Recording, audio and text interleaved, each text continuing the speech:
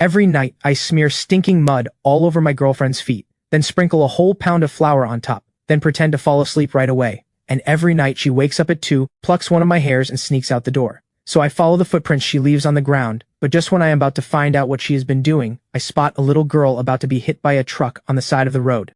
In that split second, I rush over and save her, but I get hit instead, sent flying 30 feet, barely clinging to life. Just as my heart is about to stop beating, an ice-cold mechanical voice explodes inside my head. Ultra-rich system binding complete. 10 billion has been deposited into player Nathan's account. Golden eye skill unlocked. Able to see the true value of all things and read the human heart. Kunlun Grandmaster skill unlocked. Able to fight 100 men. I snap my eyes open, feeling my body surge with a power I have never felt before. I can even see and hear a Maybach speeding toward me from 3 miles away. Less than 2 minutes later, the black Maybach pulls up right in front of me. A pair of long, slender legs wrapped in black stockings steps out. She charges through the crowd like a woman possessed. Candy! Candy, where are you? The little girl I just saved bursts into tears. The woman rushes over and pulls Candy into her arms.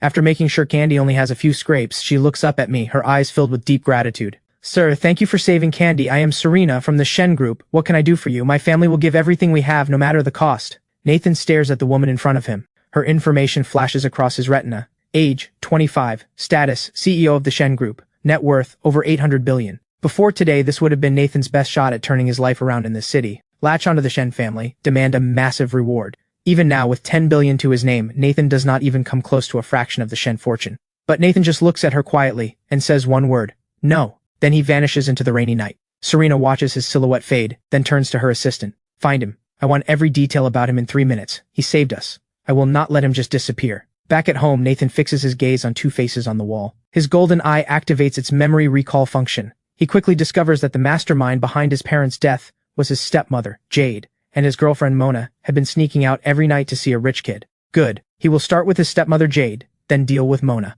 He is going to make sure Mona and that rich boyfriend of hers cannot even get a job delivering food. They will end up begging on the streets. The next morning, Nathan arrives at the Yi family mansion. The moment Nathan steps inside, he hears crashing and smashing from the main hall, along with Jade's hysterical screams. Stop breaking things, I will handle it soon. I will make that brat Nathan sign the inheritance transfer agreement. Then this mansion is mine, and I will have the money to pay you back. A slap cuts her begging short. Nathan pushes the door open. The living room is a total wreck. Jade, who used to be so high and mighty, now kneels on the floor with her hair a mess, a bright red handprint across her face. Standing in the center of the room is Blade, the underground loan shark king of River City, with 4 thugs gripping steel pipes behind him. Nathan strolls in like he owns the place, walking straight toward the center of the room as if nobody else exists. When Blade sees Nathan ignore him completely, he shouts and reaches out to slap Nathan across the face. Well, well, so this is the useless young master. Nathan whips his head around and locks eyes with Blade. Blade's data flashes in Nathan's mind. Target, Blade, combat power, 65. Peak human level. Weakness, extremely superstitious and suffers from a mysterious condition. Severe chest pain every midnight. Nathan does not move. He just says softly, if your hand touches my face, you will never lift it again. And that chest pain of yours, does it not hit you right at midnight every single night? Blade's hand freezes in midair. Even his own men do not know this secret. How does this kid know? Nathan says nothing. He walks straight to the overturned antique shelf, searching for a purple sandalwood box his mother left behind. When Jade sees Blade hesitate, she scrambles to her feet and shrieks, Blade! He is the first in line to inherit! Force him to sign it over, and this house is yours! Blade's eyes flicker. Faced with tens of millions in debt, a little fear is nothing. His face hardens. Boys, hold this kid down. If he does not sign today, we chop off a finger. The 4 thugs charge at Nathan with steel pipes raised. Nathan stands with his back to them and sighs, why do you have to make me get rough? Before he even finishes, he spins around and throws a single sidekick. Boom!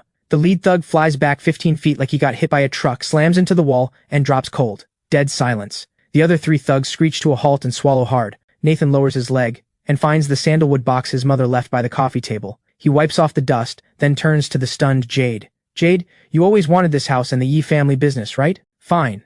I will give it to you. Jade freezes. Nathan turns to Blade, a smirk playing at the corner of his lips. He pulls out a black bank card. You bring a card reader? Yes, I did. Total is 58 million. Nathan tosses the card over. Charge it all. Jade's eyes explode with wild joy. This fool is actually paying off her debt for her. She starts shaking with excitement.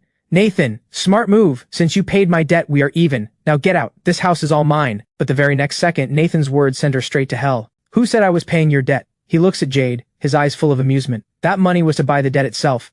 From now on, you owe every penny to me. Jade's smile freezes solid. Blade catches on instantly, switching his expression in a heartbeat, now glaring at Jade like a predator. Ma'am, your new creditor is young Master Nathan now. Oh, and sir, anything I can do for you? Want me to help collect interest? Blade decides right then to get on Nathan's good side. Nathan, holding the sandalwood box, walks to the door, stops, and looks back at Jade. I am giving you 2 choices. 1. Move out of this mansion right now, leave with nothing. You cannot even take a single piece of clothing. 2. Pay me back in full within 3 days. 1 second late and I call the police. I will have you charged with fraud and embezzlement. He turns to Blade. And if you do not make sure Jade follows through, I will have you charged with assault. The security cameras at the door caught everything. Those charges are enough to make you rot in prison. With that, Nathan strides out of the mansion. Behind him come Jade's gut-wrenching wails and the sounds of Blade's crew smashing things again. Hearing all this, Nathan stands in the sunlight and feels nothing but satisfaction. But the very next second, the system issues a new mission. Spend 100 million within 2 hours. Failure penalty, a random bodily function will be permanently reduced. For example, lasting only 3 seconds. Forever. Nathan stares at the penalty, the corner of his mouth twitching. System, you are ruthless. But spending money? That might just be the easiest mission in the world. Nathan flags down a taxi, heading straight for River City's most exclusive mall, SKP. The moment Nathan steps out of the cab, a red Ferrari roars to a stop right in front of him, the window rolls down, and there she is. His ex-girlfriend, Mona. She takes off her sunglasses, her eyes dripping with contempt. Oh my, isn't this Nathan? I heard you got kicked out and started delivering food.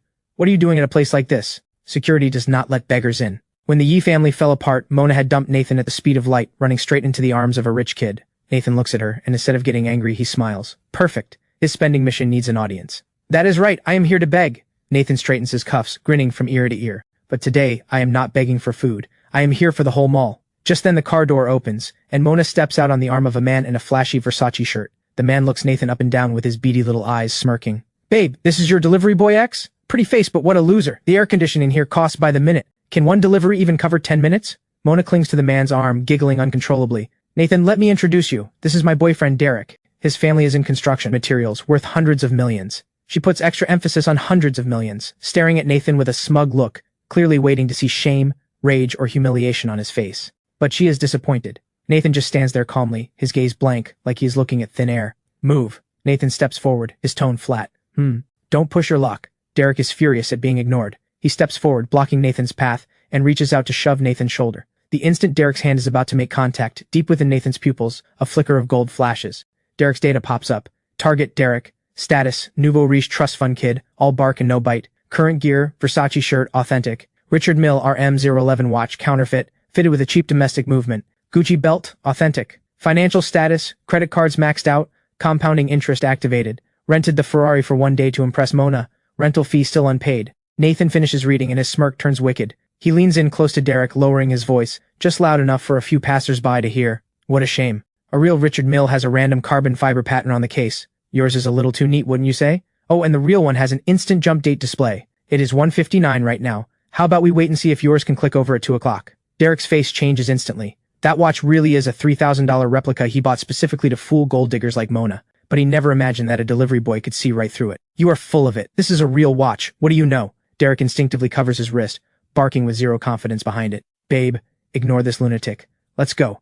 I will buy you a bag at Hermes. He grabs the bewildered Mona and rushes toward the mall, clearly trying to escape. Perfect. I need to pick up a few things too. Let's go together. Nathan follows them at a leisurely pace. This is SKP. If you can afford even a pair of socks in here, I will eat them on the spot. Nathan pushes through the revolving door and enters the cool, air-conditioned grand hall. The first floor of SKP brings together the world's most exclusive luxury brands. The air is thick with expensive perfume.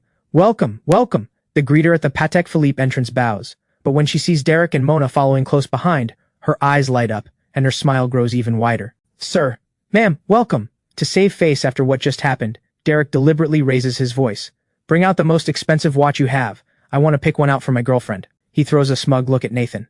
What? The delivery boy came in to enjoy the free air conditioning? Careful not to touch the glass cases. They would sell you and still not cover the damage. Several sales consultants inside quickly swarm around Derek, while Nathan is left standing alone. Only one person approaches him, a young girl fresh out of school wearing an intern badge. She walks over hesitantly and offers him a glass of water. Sir, hello. Is there anything I can help you with? It is perfectly fine if you are just browsing. Her eyes are clear and kind. She does not look down on Nathan for the way he is dressed. I am not browsing. Nathan takes a sip and says calmly, You hear that? He is not even looking. Told you he is just here for the air conditioning.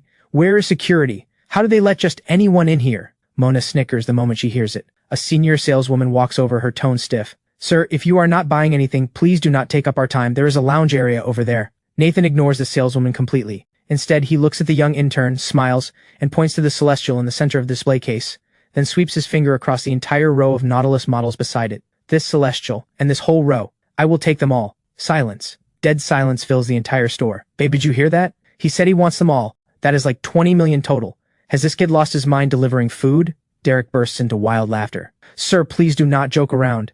This is Pac Philippe, not a flea market. If you keep talking nonsense, I will call security. The senior saleswoman's face darkens instantly, convinced Nathan is making trouble. Sir, the Celestial 6102P is priced at 2.8 million, and it requires VIP waitlist approval. Even the intern is shaken, stammering as she speaks. Approval? Nathan reaches into the pocket of his cheap jeans and pulls out a black card, setting it gently on the glass counter with a crisp clink. Go run it. Pin is 6/8. If it does not go through, I will eat this entire counter. Nathan's voice is not loud, but it carries an authority nobody can resist. The intern takes the card with trembling hands, looking to the store manager for help. He is a middle-aged man who has seen it all, and he has been watching Nathan this whole time. The moment he sees that black card, his pupils shrink to pinpoints. That is the legendary Baifu Black Gold card. No, wait. This material is even higher grade than the Black Gold. This is the Supreme Dragon card. Only 10 exist in the entire world. Quick, run it. No, wait, bring me the card reader. I will run it myself. Keep pretending. He is using some barbershop loyalty card to fool everyone. Let us see what comes out of this. Derek is still laughing. Transaction approved. The card reader spits out the receipt, and in this moment, it sounds like the judgment of God. The store manager stares at the long string of dizzying zeros on the receipt, nearly dropping to his knees.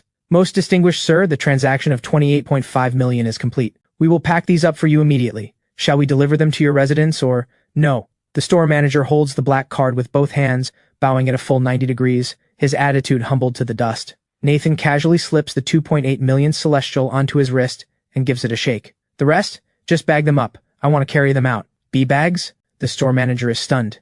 Tens of millions worth of watches. In bags. Derek and Mona are completely petrified. How is this possible? Did the Yi family not go bankrupt? Was he not kicked out? He did not even blink when he swiped that card. Derek feels like someone just slapped him hard across the face, stinging and burning. He was just showing off a fake watch worth $1.5 million, and Nathan turns around and drops 20 million on the real thing, packing them up like groceries. Mona's jaw hits the floor. She stares at the dazzling Celestial on Nathan's wrist, regret eating her alive. Nah, Nathan. Mona's voice trembles. She tries to squeeze out a flirtatious smile, shaking off Derek's hand, and moves toward Nathan. So you were testing me all along. I never forgot about you. Derek just kept chasing me. I never loved him. Get lost. Nathan does not even glance at her, dropping just one word. Now, who said they were going to eat a pair of socks? He turns to the ghost white Derek. Derek stumbles backward into the counter. What do you want? My dad is... I have zero interest in your dad. Nathan turns and walks out, passing the senior saleswoman who looked down on him. He pauses. Sir. This entire sale, give her the full commission. Nathan points at the intern. As for you, I do not want to see you the next time I come in. Understood? I will fire her right now. Shen, hurry up and thank this gentleman. Your commission today is enough to buy an apartment in River City. Walking out of Patek Philippe, Nathan checks the system panel. Amount spent, 28.5 million. Remaining, 71.5 million. Time left, 1 hour and 20 minutes. He walks straight into the Armani flagship store next door. Sir, may I show you around? Every new piece on this floor, give me 3 of each. And those limited edition alligator skin trunks from Gucci next door, bring them over to pack the clothes in. And 100 sets of La Mer full-size collections. Ship them to the delivery station for the boys to use as hand cream. For the next hour, SKP Mall experiences an earthquake like never before. A mysterious big spender in a Uniqlo shirt goes on a rampage through every luxury store. He does not even look at the price. Just one line, charge it, bag it. The mall's general manager personally follows behind with 20 security guards, carrying bags. Derek and Mona trail behind like 2 forgotten clowns, staring in disbelief. Where is he getting all this money? Mona digs her nails into her palms, her eyes burning red. It has to be dirty money. I am going to report him. Attention, valued customers. SKP will be closing half an hour early today. A distinguished guest has reserved the rooftop Sky Garden restaurant and has invited world-renowned pianist Lang Lang for a live performance. The crowd erupts.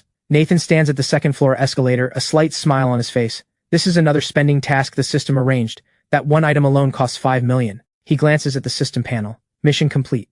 Total spent, 100,500,000. Congratulations, player. First splurge achievement unlocked. Rewards issued. Cash rebate times 10 multiplier activated. 1 billion cash deposited. 51% ownership of SKP Mall, River City has been transferred. Charisma plus 10. Physique plus 10. Nathan blinks. SKP is his now? The mall's general manager gets a phone call. Boss, I had no idea you were here. Forgive me for not greeting you sooner. I am Gerald, general manager of SKP. You now own 51% of the company. From this moment on, whatever you say goes. Gerald drops to his knees. That single kneel stuns everyone around them. Derek is so scared he drops to the floor. Nathan looks at Gerald kneeling. Get up. Since I am the boss now, here is my first order. He points toward Derek and Mona nearby. These two are ruining my shopping mood. Throw them out. From now on, every mall under SKP bans these two for life. And that fake watch on his wrist is an eyesore. Take it off for him. Now. 20 guards pounce like wolves. Let go of me. No, Nathan, it is me, Mona. My dad will not let this slide. I am the one you love. Just you wait. Just you wait. My dad will... Derek is still screaming threats. The next second he is pinned to the ground, the fake watch ripped off his wrist and crushed under a boot. Their screams fade into the distance. Nathan stands at the top of the escalator, looking down over his new empire. His phone rings. Unknown number. Hello? Is this Nathan? I am Serena. I heard you just bought SKP. I am at the coffee shop downstairs right now. Serena, she has been here all along. Great. I am actually hungry, but I do not drink coffee. I want spicy hot pot. Care to join me, Serena? Yes. As long as you will see me, I will eat anything. Nathan hangs up, smiling bright. Looks like the game is about to get interesting. The night sky over River City is like a pool of ink that will not dissolve, burned through with glowing holes by the noise and neon of Hongqing Street in the Old Town. A Rolls-Royce Phantom with the plate number River A88888, looking like royalty lost in the slums, creeps carefully over the potholed, puddle-filled road and stops in front of Auntie Pang's spicy hot pot shop. The automatic door unfolds, and Serena steps out. Nathan is sitting on a red plastic stool by the roadside. He looks up, snapping apart a pair of disposable chopsticks. What? Too dirty for you, Serena? Stacked beside her are dozens of luxury shopping bags from SKP. Nathan blows the dust off a plastic stool. Sit. The beef balls here are the best in all of River City. Serena takes a deep breath and sits down across from Nathan. You are quite the comedian, Nathan. Serena looks at him. I expected a man worth $10 billion who casually buys out SKP to have higher standards for dining. Money is for making life freer, not for building yourself a cage. Let us order. You said you are treating me. Do not be shy just because it is cheap. Serena looks at the menu. Meatballs, 2 yuan. Seaweed, 1 yuan. Her feelings are complicated. She had investigated Nathan. 24 hours ago, he was still a delivery driver hustling through the rain for a few dollars. And now he sits across from her, with a presence so deep that even a business veteran like her cannot read him. Just get me a bit of everything. Serena puts down the menu. Nathan, let us talk business. About saving candy, and about you buying SKP. Shh. No business talk during a meal. Bad for the stomach. Auntie Pang, 2 big bowls, medium spicy, extra vinegar. Coming right up. Nathan, you brought your girlfriend today. She is so pretty. This girl looks a little thin, though. She needs to eat more. This one is on the house. Serena's face turns red all the way to her ears. She waves her hands frantically. No. I am her creditor. Nathan finishes her sentence with a laugh, grabbing the vinegar bottle and drizzling a generous swirl into Serena's bowl. Try it. The soul of this place is in the vinegar. Nathan's playful interruption breaks half of Serena's stiff negotiation posture in an instant. She hesitates but picks up a piece of baby cabbage and puts it in her mouth. Spicy, scalding, tangy. The intense flavors hit her all at once and she cannot help but cough, tears welling up in her eyes. Slow down. Nobody's going to steal your food. Nathan hands her a napkin. Serena takes it and wipes the corner of her mouth, looking a little flustered. In that moment, she lets go of the armor she always wears, showing a spark of real, human warmth. Serena suddenly speaks, her voice a few notes softer. Nathan, thank you. Not just for saving candy, SKP had been blocking our company's advertising contract renewal. If you had not bought SKP, Shen Group's product launch next month would have fallen apart. Nathan chews on a beef ball and activates his golden eye. Strings of red data flash wildly above her head. Target Serena. Status CEO Shen Group. Current condition extreme anxiety, on her last legs. Core Crisis 1, cash flow severed. Sabotage by rival company Titan Capital. Funding gap 800 million. Core Crisis 2, internal trader. Design director Perry has been bought by Titan Capital, planning to leak the core bid price at tomorrow morning's auction. Core Crisis 3, a performance bet agreement signed with the family elders. If the company fails to turn a profit this quarter, she will be stripped of her title and forced into a marriage with Titan Capital's heir. Countdown to collapse 12 hours. Nathan's chewing slows. Brutal. Absolutely brutal. This is not a female CEO, she is a lamb surrounded by wolves. Nathan sets down his chopsticks, looking at her with a half smile. No offense, but the launch venue is not what you should be worried about right now. From what I know, your company probably cannot even afford SKP's venue rental fee at this point. Serena stares at Nathan. How do you know that? The company's financials are top secret. Even the vice president does not know. Are you a corporate spy? I am the man who saved your life. Not a spy. Nathan pulls out a napkin and naturally takes her hand, wiping the grease from the back of it. His fingers are long and warm. The moment they touch Serena's ice-cold skin, she flinches like she has been shocked, but she does not pull away. And I do not just know you are broke. I also know the reason you are in this mess is because there is a traitor right beside you. A traitor? Serena goes pale. Right then her phone starts buzzing like crazy. The caller ID shows, Design Director Perry. Serena glances at Nathan. Nathan gestures for her to answer. She picks up. Hello Perry, how is tomorrow's bid looking? A panicked and guilty voice comes from the other end. Something terrible happened. Our servers just got hacked. What? All the design files and data for Project Oasis have been locked and destroyed. The backup drives are dead too. Serena jumps to her feet, knocking over the plastic stool behind her. How is that possible? Our firewall is top tier, and the backup drive is in your safe. How could it break? I do not know either, ma'am. The auction is at 9 tomorrow morning. There is no time to redo everything. Titan Capital seems like they had their proposal ready all along. We are finished. The phone slips from Serena's hand and crashes to the ground. Her whole body goes limp, like someone just ripped out her spine. She tries to sit down but forgets the stool already tipped over.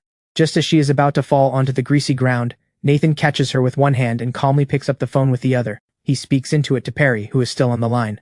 Nice performance. The Oscars owe you a trophy. The other end goes dead silent. Who is this? Where is Serena? Nathan lets out a cold laugh into the phone. Who I am does not matter. What matters is the cat is out of the bag. You had better pray those 20 million Titan Capital paid you is enough to buy yourself a nice wheelchair. Nathan hangs up, tossing the phone back on the table. Serena leans against Nathan, trembling all over. Her eyes hollow. She is no longer the ice-cold CEO. She is a woman pushed to the absolute edge. It is all over. That was our last shot. Without the designs, tomorrow means breach of contract. I will owe 300 million. The family will destroy me. Why are you panicking? Nathan's voice cuts through the noisy night market, steady and calm, carrying a kind of magic that puts people at ease. He straightens Serena up, places both hands on her shoulders, and forces her to look him in the eyes. The designs are gone. We draw new ones. Money is gone. We make more. As long as you are still breathing, the game is not over. There is no time to redraw them. Serena's eyes are bloodshot, tears about to spill. Less than 10 hours left. Dozens of designers spent 3 months on those. Who says there is no time? Nathan lets go, picks up the shopping bags from the ground, his eyes gleaming like a hunter who just spotted his prey. Let us go. Where? To your company. If Perry says the data is destroyed, I will show him what real skill looks like. Tonight we play a little game of catch the traitor. Half an hour later, downtown River City, Shen Group headquarters. The entire building blazes with light. The design department is in total chaos. Dozens of designers sit in front of dead screens, pulling at their hair, some crying, some cursing. Director Perry stands in the middle, pretending to direct the recovery effort, but his eyes keep flicking to his watch, hiding a barely visible smirk. As long as he can stall through tonight, once Serena goes down tomorrow, he can take his payout and walk into Titan Capital as vice president. Just then, a commotion breaks out at the door. Ma'am is here! Perry instantly puts on a look of absolute devastation and rushes to meet her. Ma'am, thank God you are here. I am so sorry. But the broken, desperate Serena he expected is nowhere to be seen. Instead, Serena strides in with purpose, her eyes still a little red, but her presence sharper than ever. And walking beside her is a young man wearing Armani, but carrying a bag of takeout spicy hot pot containers. Ma'am, who is this? Perry freezes. I am just the delivery guy. Nathan casually drops the bag of spicy hot pot on the conference table, then walks straight toward Perry. Perry feels Nathan's gaze boring into him, and his blood runs cold. Ma'am, at a time like this you are bringing outsiders in to cause more problems? Perry, you are really overacting. Nathan points at the dead screen. You said the server got hacked and all the data was destroyed? Of course! Perry pushes through. The tech team is working on recovery right now. Is that so? Nathan turns and walks to the main terminal, his fingers flying across the keyboard. Player activating God-tier hacking, breaching the router network, tracing data flow, restoring base code. The garbled black screen suddenly erupts with activity. Green code scrolls at a blinding pace. The tech lead next to him is stunned speechless. What kind of typing speed is that? He is writing a reverse trace program. Less than a minute later, bam! Nathan hits the enter key. The giant dark screen blazes to life, but what appears is not the design files. It is a security camera replay, along with a detailed screenshot of a chat log. On screen, it is Perry, half an hour ago, plugging a USB drive into the main server, and he is texting someone labeled Boss Zhao at Titan Capital. The message reads, done. Data deleted. That stupid woman Serena is finished. Dead silence falls over the entire room. Every single designer's eyes cut toward Perry like knives. Perry turns beet red. This is fabricated! This is a setup! Ma'am, you trust a delivery boy over me? Serena stares at the big screen, her heart sinking. Security. Detain this two-faced traitor. Call the police. Now. The guards, who had been holding back their fury, charge in. You dare arrest me, Serena? Without my design team, tomorrow you are just as dead. Let us see you come back from this. Perry is still laughing hysterically as they drag him away. They caught the traitor. That felt good. But the designs really are gone. The office sinks back into hopeless silence. The tech lead asks weakly, Sir, since you recovered the security footage, can you recover the design files too? They were physically destroyed. No recovery is possible. Nathan shakes his head. Everyone's heart hits rock bottom. However, Nathan switches gears, walks to the head of the conference table, sits down, and pops open a container of spicy hot pot. He says casually, Those garbage designs? Good riddance. Taking that stuff to the auction would have been embarrassing. What did you just say? The assistant director snaps. That was 3 months of our blood and sweat. Nathan ignores the outrage and turns to Serena. Got a stylus? Serena blinks, then instinctively hands over her tablet and stylus pen. What are you going to do? Nathan takes the pen, spinning it in a flashy twirl. Inside his mind, the system store opens again. Critical rescue scenario detected. Redeeming item, Ultimate Ad Design Guide, 2035 edition. Redeemed. Nathan's eyes flood with countless colors, lines, and compositions that are decades ahead of their time. A visual shock from the future. If you think those old designs were masterpieces, Nathan says calmly as he begins to draw, then tonight, I will teach you what real art looks like. Over the next hour, every single person in the Shen Group design department watches their entire worldview shatter and rebuild. The man they dismissed as a delivery boy works like a human printing machine, his hands moving so fast they blur, one breathtaking, mind-blowing concept after another appearing on the screen. The lighting, the perspective. This is a perfect fusion of cyberpunk and traditional style, and this lighting, oh my god, this is a masterpiece. The assistant director who was just questioning Nathan is now crouched beside him, handing him water. When the final key visual is finished, Nathan drops the pen and rubs his wrist. On the screen is a poster titled Rebirth, a mechanical rose blooming in a downpour above the ruins. The image mirrors Nathan's own story, and it mirrors Serena's desperate fight. Serena stares at the painting, tears sliding silently down her face. Nathan, she turns to look at the man, who is hunched over eating his now cold spicy hot pot. In this moment, every wall she has ever built comes crashing down. Do not get emotional just yet. Nathan swallows a meatball. The art is done. Now it is time to close the net. Tomorrow morning at the auction, I'm going to make Titan Capital cough up everything they swallowed, with interest. He stands up, walks to the floor-to-ceiling window, and looks out over the River City skyline. Serena, are you brave enough to go all in with me? Serena walks up beside him, standing shoulder to shoulder, the confusion in her eyes replaced by pure resolve. Try me. If we lose, I will deliver food with you. Nathan laughs. Deliver food? That is not going to work. He tilts his head. My passenger seat is reserved for bosses only. River City Convention Center. Today is the final bidding day for River City's landmark project, the Future City Commercial Complex. This is a deal worth tens of billions, and it will decide who rules River City's business world for the next decade. A flashy-as-hell neon green Lamborghini pulls in with an earth-shaking roar, parking across 2 spots in the VIP lot. The scissor doors swing up, and out steps a young man in a white suit, his hair slicked back with enough gel to reflect the sun. Victor, the crown prince of Titan Capital. Trailing behind him, grinning like a lapdog, is Perry, the former design director of Shen Group, just bailed out last night. Victor, sir, do not worry, Serena is finished. Perry, sporting 2 massive black eyes and a still swollen face, looks almost giddy. I deleted the data myself, even wiped the hard drives with a degausser. Unless God himself comes down, she is walking in with nothing today. Well done. Once the Shen family goes bankrupt, that proud little princess will have no choice but to do whatever I say. Just then, a black Audi A6 glides in. It is Serena's car. Compared to the supercars around it, it looks almost embarrassingly modest. Victor lets out a low whistle, then swaggers over with Perry to block the car door. Well, if it isn't the gorgeous Serena. The car door opens. Serena steps out. After a night of agony and transformation, she looks surprisingly composed. The anxiety from yesterday is gone from those striking eyes. And from the driver's seat behind her steps a young man. It is Nathan. Today, to match Serena's look, he is wearing a dark gray business casual suit. No tie, but radiating a relaxed, effortless elegance. He carries a silver metal briefcase. Victor, move. Good dogs do not block the way. Serena's voice is ice. Serena, still talking tough when you were about to go down? I heard your design team was screaming and crying all night. Even your servers burned. So, are you here to officially withdraw, and then beg me to buy your company? His eyes crawl over Serena's body. He lowers his voice. Actually, if you come to my room tonight, I will raise the offer by 10%. Before Serena can respond, a hand suddenly reaches out, waving in front of Victor's face like swatting a fly. Hey buddy, do something about that breath. You are gagging my boss. Who the hell are you?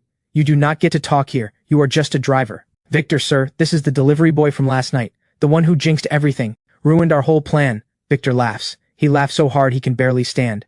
Serena, have you lost your mind? Bringing a delivery boy to $1 billion auction? What, are you going to bribe the judges with spicy hot pot? Nathan activates his golden eye. Target Victor. Condition extremely overconfident. Kidney deficiency stage 2. Personal items classified bid floor document hidden in his inner pocket. 1 bottle of little blue pills. Has bribed the lead judge, Professor Lee. Agreed signal, touching the nose. The transfer records are stored on his encrypted phone.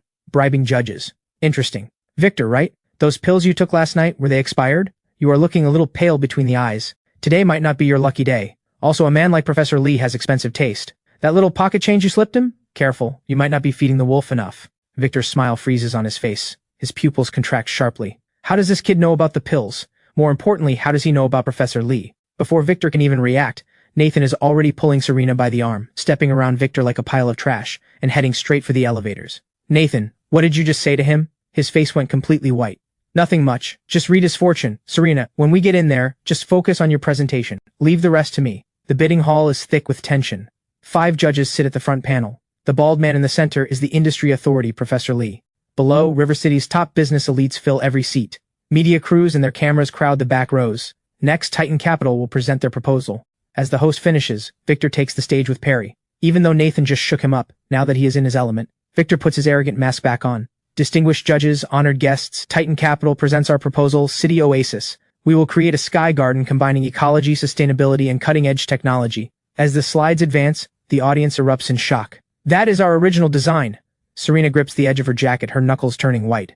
That is right. Perry had deleted the Shen Group's original files, but he brought copies to Victor. The current City Oasis, aside from the name change, is a pixel-perfect copy of Shen Group's earlier design draft. Shameless, Serena grits her teeth. That double helix sky bridge is our patented original, and that photosynthetic glass curtain wall is our exclusive concept. Original. Down in the audience, Nathan lets out a cold laugh and pulls out his phone. System command, hack into the venue projection system. Connection established.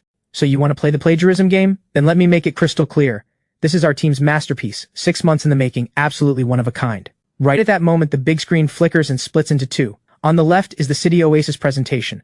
On the right is Shen Group's internal meeting footage from 3 months ago. The room goes dead silent, then explodes. Holy, is that not the Shen Group's old proposal?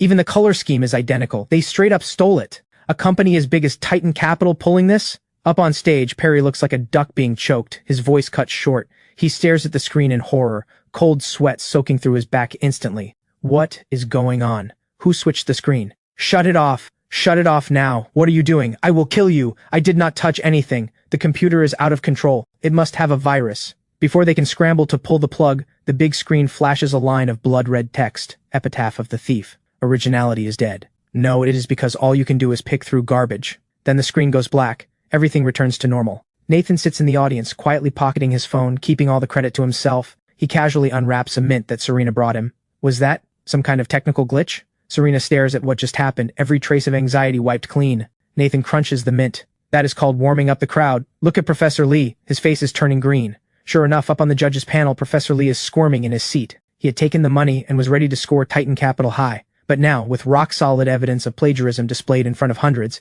if he dares to protect them, his reputation will be in the gutter by tomorrow. Professor Lee reluctantly picks up the microphone. Ahem. Titan Capital's proposal has serious concerns. We will set it aside for now. Next up, Shen Group. Victor slinks off the stage. As he passes Nathan, he hisses. This was you, wasn't it? Just wait. The second you step outside, I will have you lying dead in the street. Is that how you beg for mercy? Better bring extra tissues later. You are going to cry ugly. Serena takes a deep breath and stands. Every eye in the room turns to her. Some filled with sympathy, some eager for a show, and some with doubt. After that plagiarism spectacle, everyone is curious about what Shen Group has up its sleeve. Serena walks onto the stage. No flash drive, no printed materials. She simply stands at the center of the podium. The spotlight falls on her like a queen about to be crowned. Everyone. Serena's voice is cool and steady. You all just saw the so-called City Oasis. That is right, it was a rejected draft from our company. Why was it rejected? Because it was too outdated. The crowd gasps. That proposal, despite being stolen, was easily top tier by industry standards. To save everyone's time, Nathan, my assistant, let us begin. Nathan nods, opens the silver metal briefcase. But instead of pulling out documents, he takes out a fist-sized black crystal. This is a portable holographic projector from the System Store, 2035 edition, priced at $5 million. Nathan places the crystal at the center of the stage. What is that thing? The judges crane their necks. The next second, a beam of deep blue light shoots toward the ceiling, expanding instantly, engulfing the entire convention hall. The bright venue goes dark in an instant. In its place, a massive lifelike virtual city floats in midair. No more static slides, no more flat renderings. Everyone feels like they have been transported through time and space, standing inside a cyberpunk metropolis of the future. Giant neon signs flicker overhead. You can even see the expressions on virtual pedestrians walking the streets. And at the very center of it all, a building shaped like a blooming mechanical lotus slowly rotates.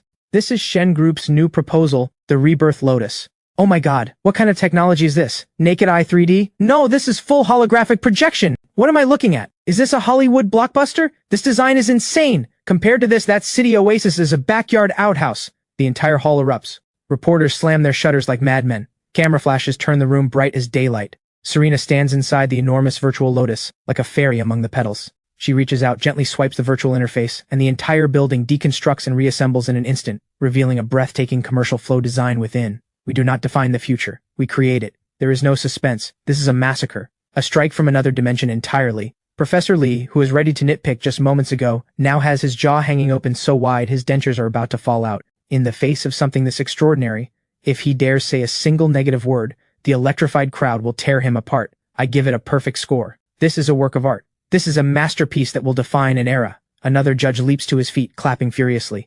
Applause erupts like thunder, and it does not stop. Below, Victor's face turns to ash. He slumps in his chair. He knows it is over. No matter how much money he has, no matter how powerful his connections, in the face of this kind of total domination, it all becomes a joke. We won. Serena looks out at the frenzied crowd, her eyes glistening. She looks at Nathan, who is casually toying with a $5 million crystal. He winks at her and mouths the words, "You crushed it, boss lady." The auction ends. Shen Group wins the Future City project by a landslide. The moment the news breaks, Shen Group stock, which had crashed to its daily limit, shoots straight back up and locks at the ceiling. Serena, was that new technology developed in-house by your company? Serena, who is the lead designer? Could you introduce us? Serena struggles to push through the crowd, scanning in every direction. She is looking for Nathan, but the man behind it all has vanished. In the alley behind the convention center, Nathan leans against a wall, smoking. Two men kneel before him. One is Perry, his face bruised and swollen. The other is Victor, trembling uncontrollably. Surrounding them are more than a dozen massive men in black suits and sunglasses. Leading them is Blade, the former loan shark who pledged his loyalty just last night, now serving as Nathan's head of security. "Sir, boss, I was wrong.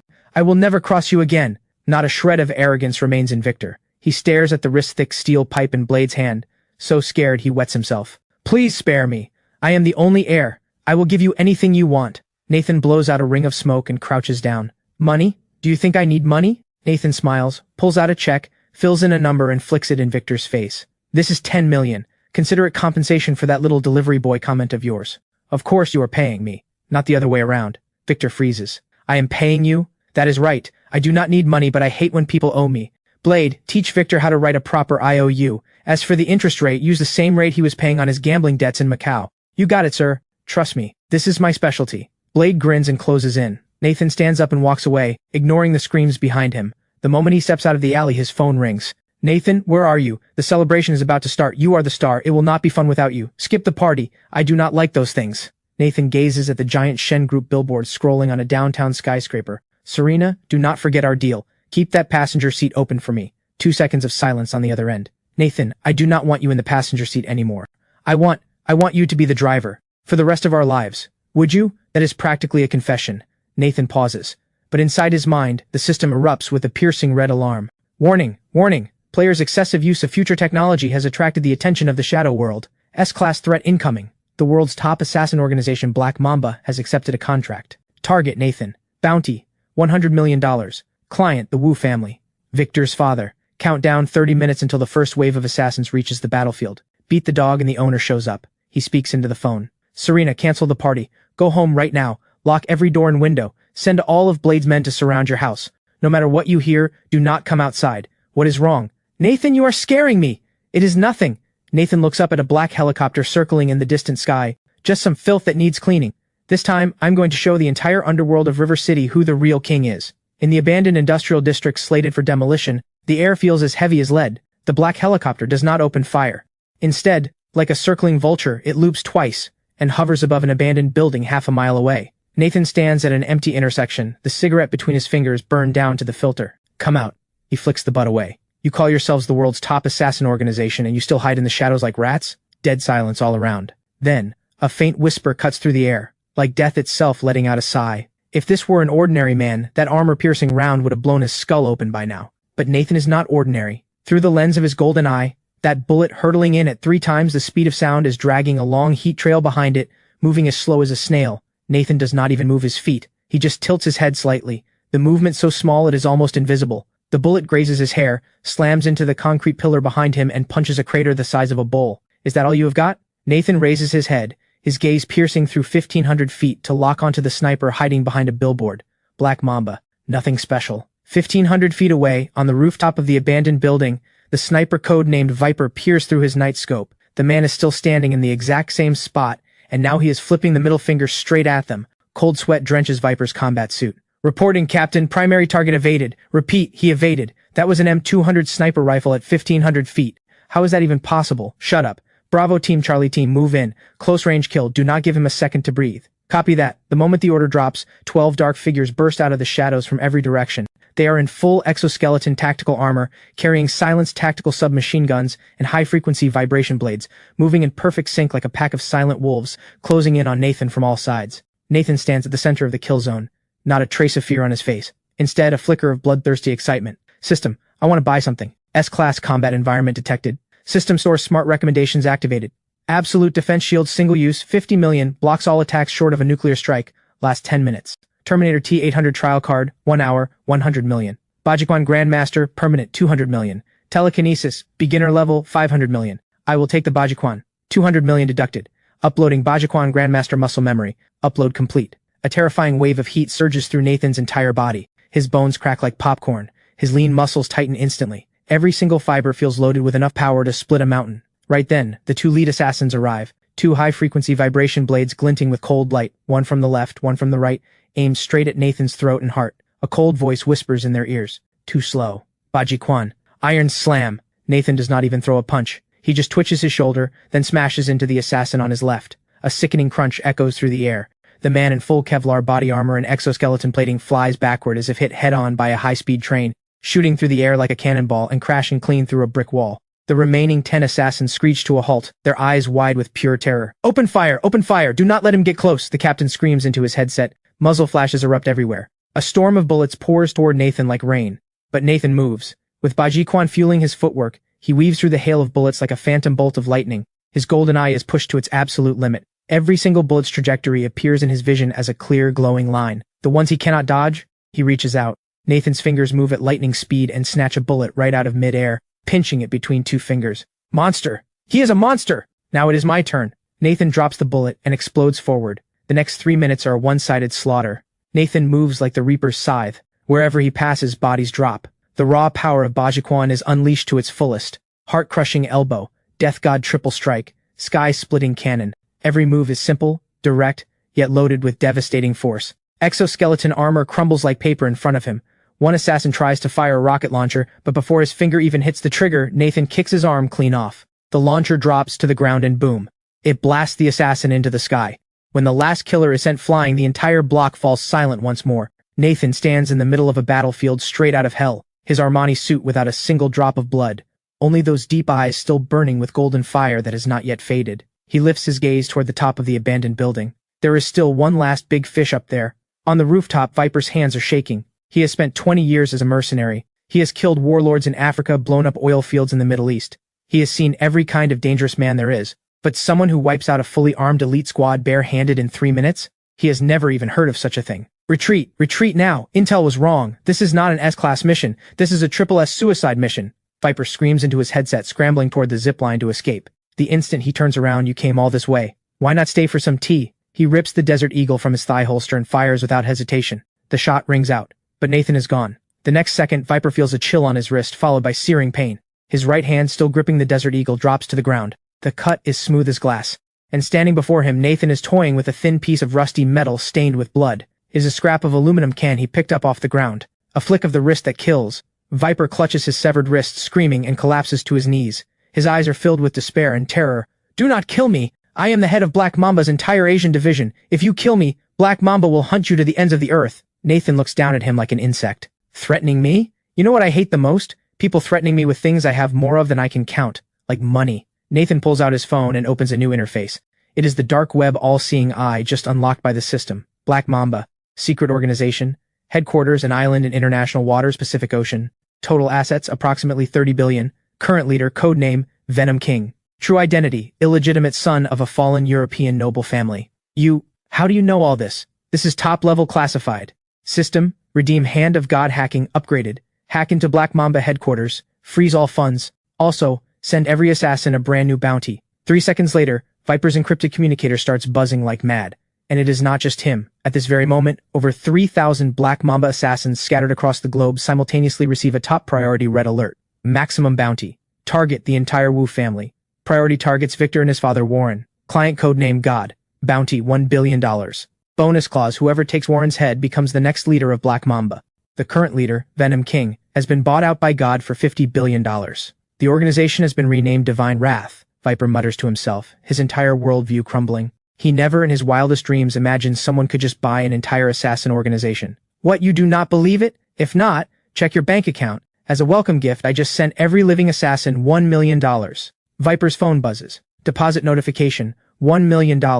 In this moment, the way Viper looks at Nathan changes completely. No longer fear, but fanatical devotion. B-boss! He slams his forehead to the ground, banging it so hard the floor shakes. I was blind. I will walk through fire for you, boss. That old dog Warren, I will go kill him right now. Your hand is gone. You are useless. I do not keep dead weight. Viper's face turns to ash.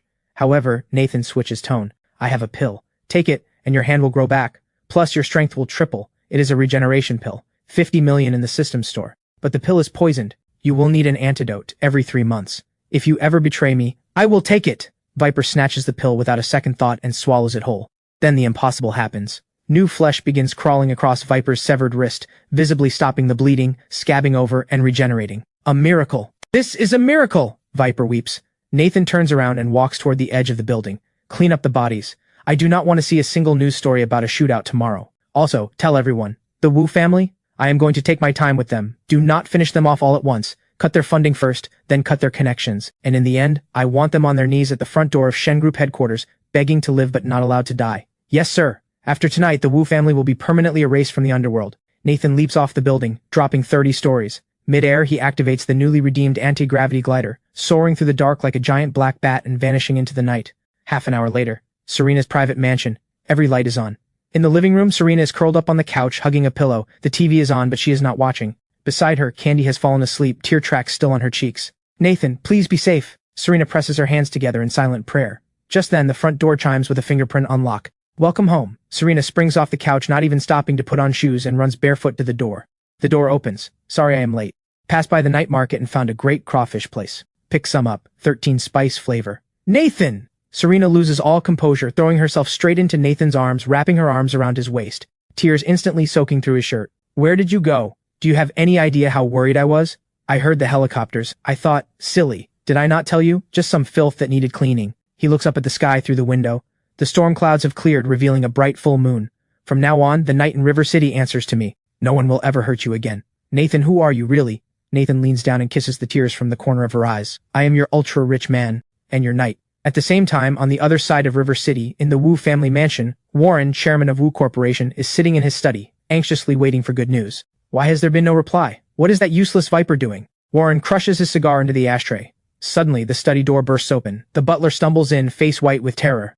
Master! Something terrible has happened! What are you panicking about? Is the sky falling? Warren roars. The butler hands over a tablet with trembling hands. The sky really has fallen. Look, the dark web is covered with bounties on our family. Our stock just crashed. Every share dropped 90% in pre-market trading, and a dozen major shareholders just called at the same time to pull out. What? Warren grabs the tablet. One look, and the room starts spinning. He coughs up a mouthful of blood. On the dark web's front page hangs his own enlarged photo. Below it, a line of blood-red text, Global Hunt. Target, the entire Wu clan. Bounty, $1 billion. Who did this? Warren screams like a dying animal. Just then the study phone rings. An unknown number. Warren answers with shaking hands. From the other end comes a voice disguised by a modulator, yet still dripping with bone-chilling cold. Good evening, Chairman. I hear you hired Black Mamba to kill me. Too bad. Black Mamba answers to me now. Enjoy your last night. When the sun rises tomorrow, it will be the end of the Wu family. The line goes dead. The phone slips from Warren's hand. He collapses into his chair, eyes hollow. Outside the window, the brilliant lights that once belonged to the Wu Empire now look like lanterns lighting the road to hell. River City mornings are usually busy and orderly. But today, the air across the entire city crackles with a suffocating madness. It all traces back to the mysterious organization called Divine Wrath. Last night's dark web bounty. $1 billion. Enough money to buy half a small country, and it has set the entire global underworld on fire. WU Corporation headquarters. This glass skyscraper, once a symbol of River City's ultimate power, is now completely surrounded, but the crowd at the gates is not reporters or workers demanding wages. It is clusters of hard-eyed strangers with suspicious bulges under their jackets. Top floor. Chairman's office. Warren looks like he has aged 10 years overnight. He slumps in his $1,000,000 rosewood chair, hair a mess, eyes bloodshot, clutching a satellite phone. Hello? Mayor, it is me, Warren. I am not asking for much. Please just send someone to protect me. What? Bad signal? Hello? Hello? Warren hurls the satellite phone at the floor-to-ceiling window. Bang. The bulletproof glass cracks with a white mark reflecting the swarm of ant-like figures gathered below. Just then, the heavy mahogany office door is kicked open from outside. The person who walks in is not a killer but his secretary. Except right now, this woman who used to obey his every command is stone cold, carrying a cardboard box. Chairman, here is your resignation letter. The secretary throws a piece of paper in Warren's face. I already printed it for you. Oh, and the entire finance department has quit. You dare rebel? I am the chairman. I am not dead yet. Chairman, stop dreaming. Wu Corporation stock is worth less than toilet paper now. The banks have frozen every asset. You owe 3 months of utility bills on this building alone. You are a walking liability. Who is going to recognize you as chairman? The secretary walks out without looking back, grabbing the solid gold pen holder off the desk on her way out. Get back here! Put my pen holder down! Warren screams and tries to chase after her, but 2 massive bodyguards block the door. These are the men he had hired at top dollar. One of them chews his gum. Save your energy, Chairman. The only reason we are still here is because someone paid us more. Our job is to watch you and make sure you do not hurt yourself. Who is it? The bodyguards say nothing. They simply step aside, respectfully clearing a path. From the end of the hallway comes the sound of unhurried footsteps. Leather shoes on marble, each step ringing out crisp and clear, every click landing right on the hearts of father and son. A young man in a tailored navy blue suit, arm in arm with a stunningly elegant woman, strolls in like he owns the place. Behind him follows a small army of suited professionals, each one carrying a briefcase. They look like a full-scale acquisition team. Morning, Chairman. Nathan walks into the office, scanning the over-the-top luxury, and his eyes land on Warren's pale face. So this is the richest man in River City's office? The taste is a bit tacky. Nathan casually picks up a golden-toed ornament from the desk, weighs it with a look of disgust, and tosses it into the trash. Warren glares at the man in front of him, hatred practically spilling from his eyes. Nathan! It was you! You posted the bounty! You demon! What do you want?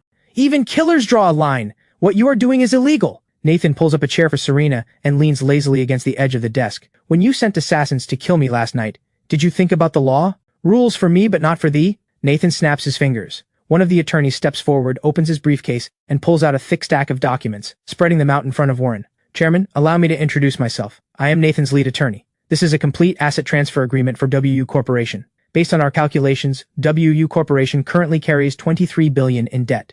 Due to force majeure, the current valuation stands at negative $5 billion. By all rights, this company should be in bankruptcy liquidation. However, my client Nathan, out of the goodness of his heart, is willing to acquire it. Acquire? How much are you offering? As long as you cancel the bounty, I will give you the whole company. All of it. Nathan smiles and holds up one finger.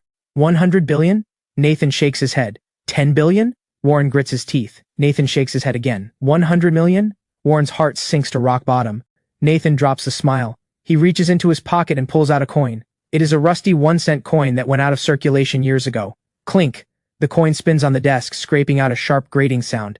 It finally topples in front of Warren. 1 cent. For 3 generations of everything the Wu family has built. This building, every property, every car, every stock under your name, even the suit on your back. Warren spits blood and slams the desk. This is outrageous. I would rather burn it all, give it to beggars before I give it to you. Burn it. Nathan's eyes go ice cold. Go ahead and try. But let me remind you, 3,000 bounty hunters downstairs are getting restless. If I cancel the capture alive order, what do you think happens when they storm in? Warren goes rigid. Dad, sign it. I want to live. I do not want to die. Victor breaks down completely, crawling over to cling to Warren's leg, sobbing with snot and tears running everywhere. Looking at his son's pathetic state, the last light in Warren's eyes goes out. Warren picks up the pen with a trembling hand. Nathan, you are ruthless. The moment his pen hits paper, he feels his soul drain out. A lifetime's empire, sold for 1 cent to a man he once considered less than an insect. A delivery boy. Serena. Like your gift? Nathan picks up the signed contract and hands it straight to Serena. Serena holds the heavy document. This was the corporate titan that nearly destroyed the Shen family. And now, just like that, it sits in his pocket. Nathan, this is too much. Serena feels like she is dreaming. Hey, we are family. No need to keep score. Besides, I am too lazy to run this junk company. From now on, you are the chairman of Wu Corporation. Actually, no, it is now called Shen Group Subsidiary 1. Nathan pats Warren on the shoulder, like comforting a stray dog with nowhere to go. All right, wipe that look off your face. To celebrate the acquisition, I have decided to take you both out for a little life experience. Experience what? Warren has a sinking feeling. Shopping. Nathan snaps his fingers. System, activate ultra-rich humiliation shopping mode. Peak satisfaction storyline detected. Mission issued, take the former richest man shopping. Requirements, buy everything the Wu family always wanted but never dared to buy, and force them to carry the bags. 1 hour later. River City's biggest luxury car dealership. The showroom holds the world's finest automobiles.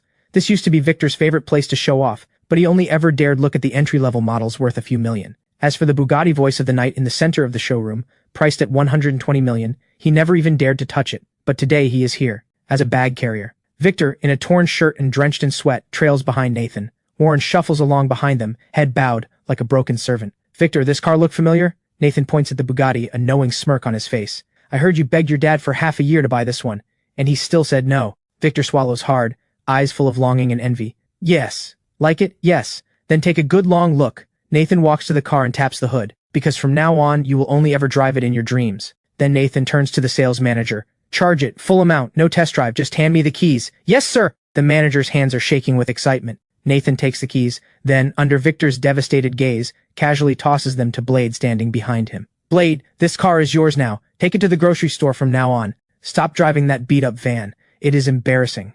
The entire showroom turns to stone. $120 million Bugatti, a grocery car, given to a bodyguard. Blade cradles the keys, tears streaming down his face, and drops to his knees on the spot. Boss! You are my everything! My life belongs to you from now on! Victor's gut is churning worse than ever. His dream car, just tossed to a former street thug like spare change. Hold on, we are not done yet. Nathan keeps walking. That Rolls Royce? Sold. That Ferrari LaFerrari? The color is too flashy. Repaint it black. And those Aston Martins over there? One for each of my company's cleaning ladies.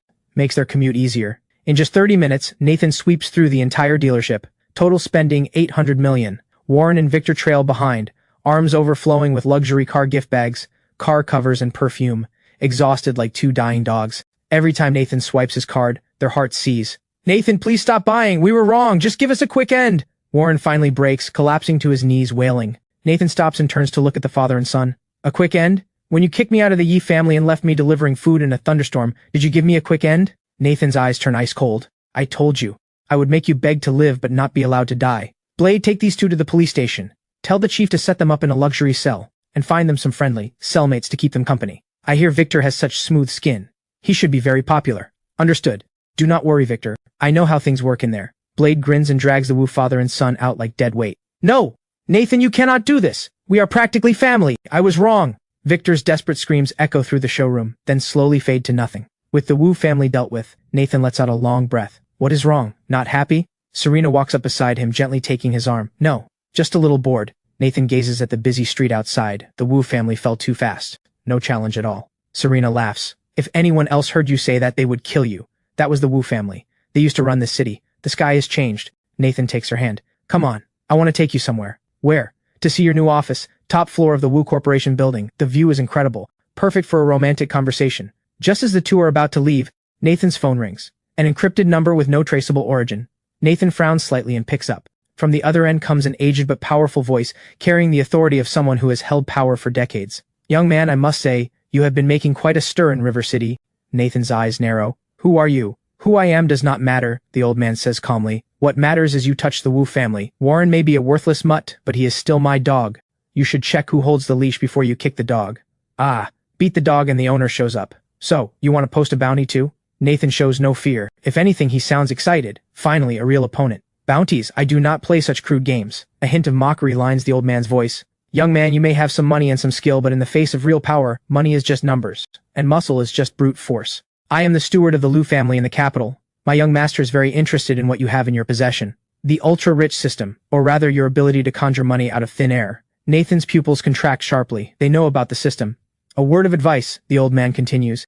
In 3 days, the Liu family will send people to River City to take over what is left of the Wu Empire. When that happens, I suggest you play it smart and hand over what you have got. Otherwise, you will learn what real despair feels like. The line goes dead. Nathan stands still, phone in hand, silent for a long time. The Liu family of the capital. The nation's true apex dynasty, a legendary force that controls the economic lifelines of the entire country. Compared to the Liu family, the Wu family really was nothing more than a dog. And worse, they seem to have caught wind of the system. Nathan, what is wrong? Who was that? Serena senses something is off, and asks with concern. Nathan snaps back. The gravity in his eyes vanishes in an instant, replaced by an even fiercer fire for battle. Nothing. Just some old man who thinks too highly of himself. Nathan slips the phone back into his pocket and looks north, toward the capital. Serena, looks like our vacation is over. The next round of this game might get a little intense. System, Nathan calls out in his mind. Detected. Player is facing precursor to a world-class crisis. System upgrade mission triggered. Rise of the ultra-rich. Mission objective, before the Liu family arrives, elevate all assets, power, combat strength, and connections to sovereign tier. Current rewards, Future Tech Arms Factory Blueprint 1 copy. Death Soldier Summon, recruit 100 absolutely loyal Gene soldiers. Unlimited cash flow mode, for 24 hours all spending, regardless of amount, will not be deducted. Instead, every purchase returns double. When he hears the third reward, Nathan laughs. A wild, reckless laugh. An absolutely unhinged laugh. Unlimited cash flow. Double rebate. The Liu family, huh? You want to play economic warfare? Then I will blow a crater through your precious capital with cash. Nathan grabs Serena's hand and strides toward the Bugatti he just bought. Let's go. Time to spend. Tonight, I am going to double this entire city's GDP. The Caesar Palace cruise ship. This is tonight's venue for the Century Charity Gala.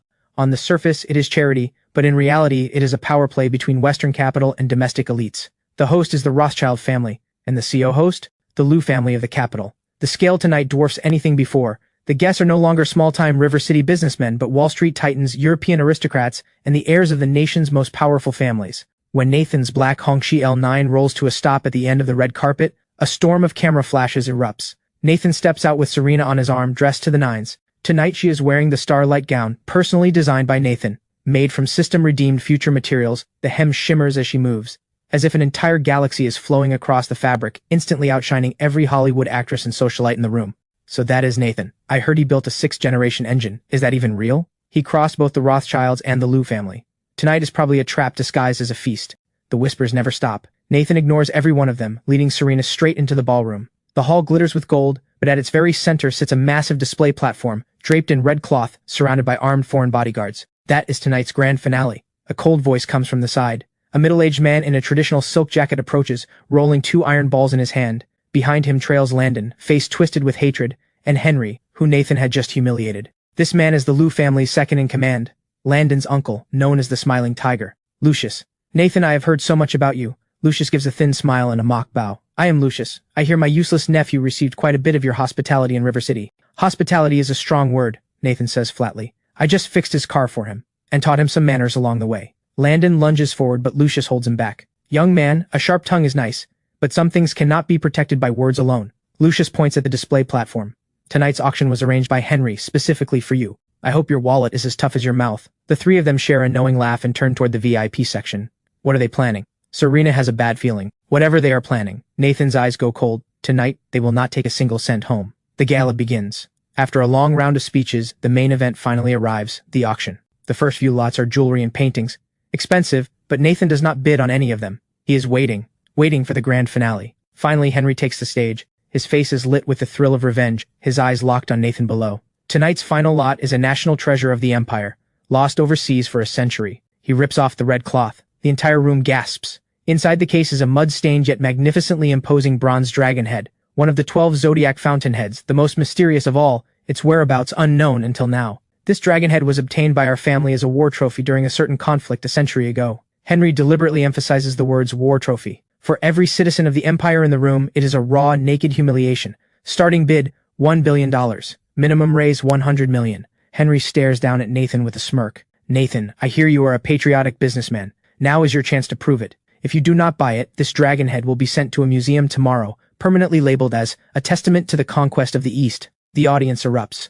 Shameless, this is robbery. This is a slap in our face. Every eye turns to Nathan. It is a dead-end trap. Buy. And he becomes a cash cow bleeding money to Western capital. Refuse and the national treasure is humiliated forever. Lucius sneers from the side. Nathan, why so quiet? Where is all that unlimited money of yours? Where is that patriotic spirit?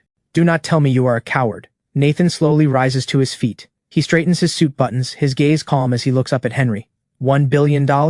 Nathan raises his paddle. I bid $100 billion. Dead silence. $100 billion. Even Henry freezes. He had only planned to squeeze a few dozen billion out of Nathan, but this man just multiplied it by 10. Nathan, you have lost your mind. Serena tugs at his sleeve. This is their trap. If you give them the money, they will recover everything. Relax. Nathan pats her hand. Whether they get the money is not up to them. On stage, Henry snaps back to reality, his heart racing with joy. With $100 billion, the family crisis would not just be solved, they would turn a massive profit. $100 billion, going once. $100 billion, going twice. Sold! Henry slams the gavel without hesitation.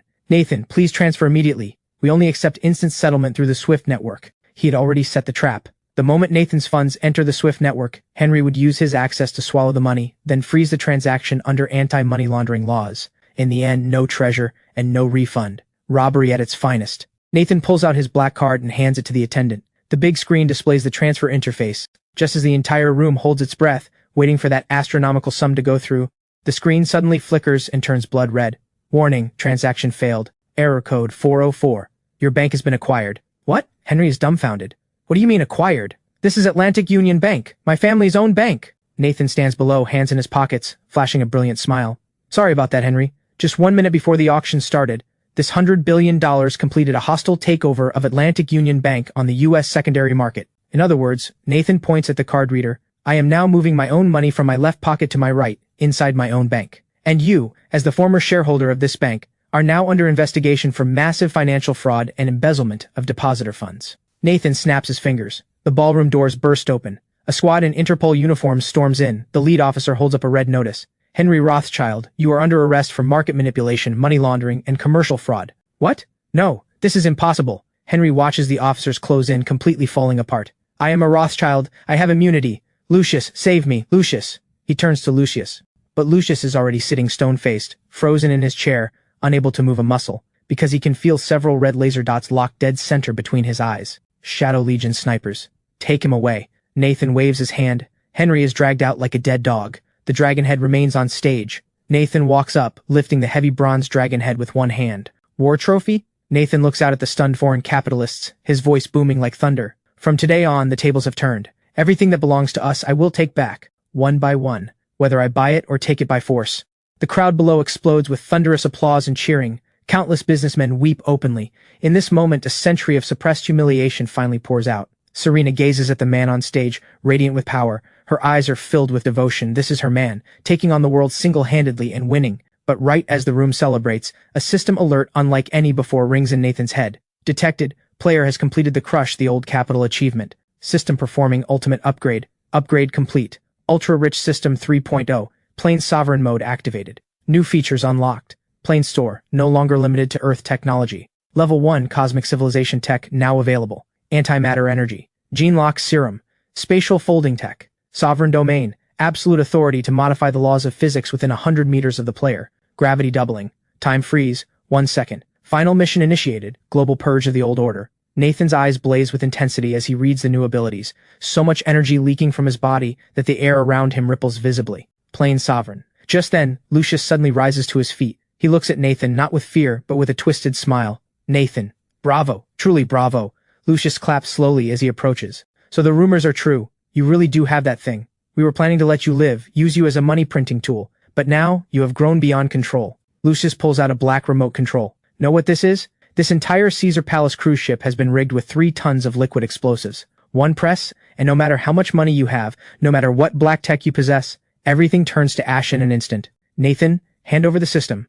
Or let every elite on the ship, including the woman you love, go down with you. The cheering dies instantly. Serena goes pale. You are insane, Lucius. There are hundreds of innocent people on this ship. Lucius throws his head back in laughter. Greatness demands sacrifice. As long as I get the ultra-rich system, a few hundred lives is nothing. Even 10,000 would be worth it. Nathan, get on your knees. Strip the system out of yourself. Or I press it. Lucius rests his finger on the red button. Nathan looks at him like a clown putting on a show. Time freeze. Nathan whispers 4 words. Sovereign domain activated. Time freeze. 1 second. The entire world drains to gray. Spit frozen in midair. Terrified faces locked in place. The ocean waves suspended. Even Lucius's finger, mid-press, completely frozen in time. In that instant, Nathan moves. He strolls over to Lucius as casually as if walking through a garden, plucks the remote from his hand, then flips his wrist and slaps Lucius clean across the face. Time snaps back. Lucius blinks. The remote is gone. Then half his face erupts in searing pain. He spins on the spot like a top, 3 full rotations. Teeth fly out mixed with blood. Lucius clutches his face and stares in horror at Nathan, standing a few meters away, casually tossing the remote up and down. What are you, human or ghost? How did you do that? What just happened? Nathan crushes the remote in his fist. Fragments rain to the floor. I told you, within this domain, I am God. Nathan walks up to Lucius, looking down at this man who once thought he was untouchable. It is time for the Liu family to take their final bow. This ship will not sink tonight, but the Liu family ship, already at the bottom of the ocean. Tonight's gala continues. But the next act is a trial, colluding with foreign powers. Attempted murder, planting bombs in a public venue. Evidence confirmed. Dragon 1, throw him overboard. Yes, sir. Nathan, you would not dare. I am part of the Liu family. My brother is... Splash. A massive body of water swallows Lucius whole, ending every last one of his threats. The water is freezing. Bottomless. Just like Nathan's eyes right now. He looks north. The Liu family's last card has been played. Next stop, the capital, to collect the biggest debt of all. Serena walks to his side, gripping his hand tightly. Her palms are still trembling, but her eyes are steel. I am going with you. Nathan squeezes her hand back, looking at the dragon head that symbolizes sovereignty. Good. What we are going to take back is not just justice. It is also a new era that belongs to us. Late autumn in the capital, bleak and biting. At the foot of the western hills sits the Liu family estate. This compound has witnessed the rise and fall of 3 dynasties, standing firm through countless power struggles. A colossus that never fell. But today, an unprecedented wave of fear hangs over it. The sky is choked with dark clouds, so low they seem close enough to touch. Inside the Liu family's main hall, the Hall of Loyalty, the tension is suffocating. The current patriarch, the man whose every footstep once made the capital tremble, old Magnus, now sits in his grand oak chair, but the 2 walnut balls he has been spinning for half a lifetime have been crushed to dust in his grip. Kneeling before him is Landon, who just fled back home. On both sides of the hall sit 7 or 8 men with restrained auras, their temples bulging with power. These men are the Liu family's deepest reserve, the 18 masters, every single one a grandmaster of ancient martial arts. Grandfather, Uncle Lucius was thrown into the river to feed the fish. Landon is still shaking uncontrollably. Magnus swings his cane down. Worthless fool, boosting the enemy's morale and crushing our own. Magnus rises. Though well past 80, the killing intent forged through mountains of corpses still makes the blood run cold. Sorcery? There is no such thing as sorcery. It is just some unknown advanced technology. He scans the room, his eyes sharp as a hawk's. The Liu family has stood in this capital for 100 years. We have weathered every storm. Not even the invasion of 8 nations a century ago could bring us down. What makes this upstart think he can? Hear my command. Magnus slams his cane. The floor tiles crack on impact. Activate the Skynet defense grid. The laser defense array we bought from Blackwater for 20 billion. It can intercept cruise missiles. All masters hear me. Hold the inner courtyard. If that man takes 1 step through our gates, kill on sight. A flash of mad resolve crosses Magnus's eyes. Release the thing from the forbidden zone.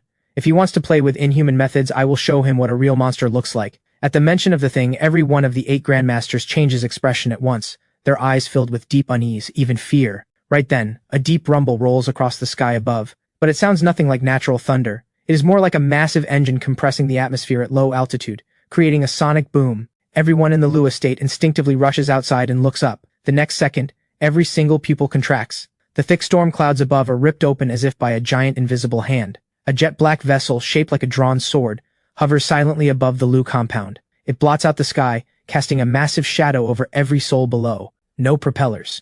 No jet engines. It just hangs there, motionless, defying every law of physics. This is the Skyfall, the interstellar shuttle redeemed from the system store. Budget edition. Sure, it is the budget model, but for intimidating primitives on Earth, it is more than enough. What is that? Landon collapses to the ground, a puddle forming beneath him. He is Nathan's weapon. He is an alien. He really is an alien. Magnus's hands are shaking too, but he forces out one last breath and screams into the radio.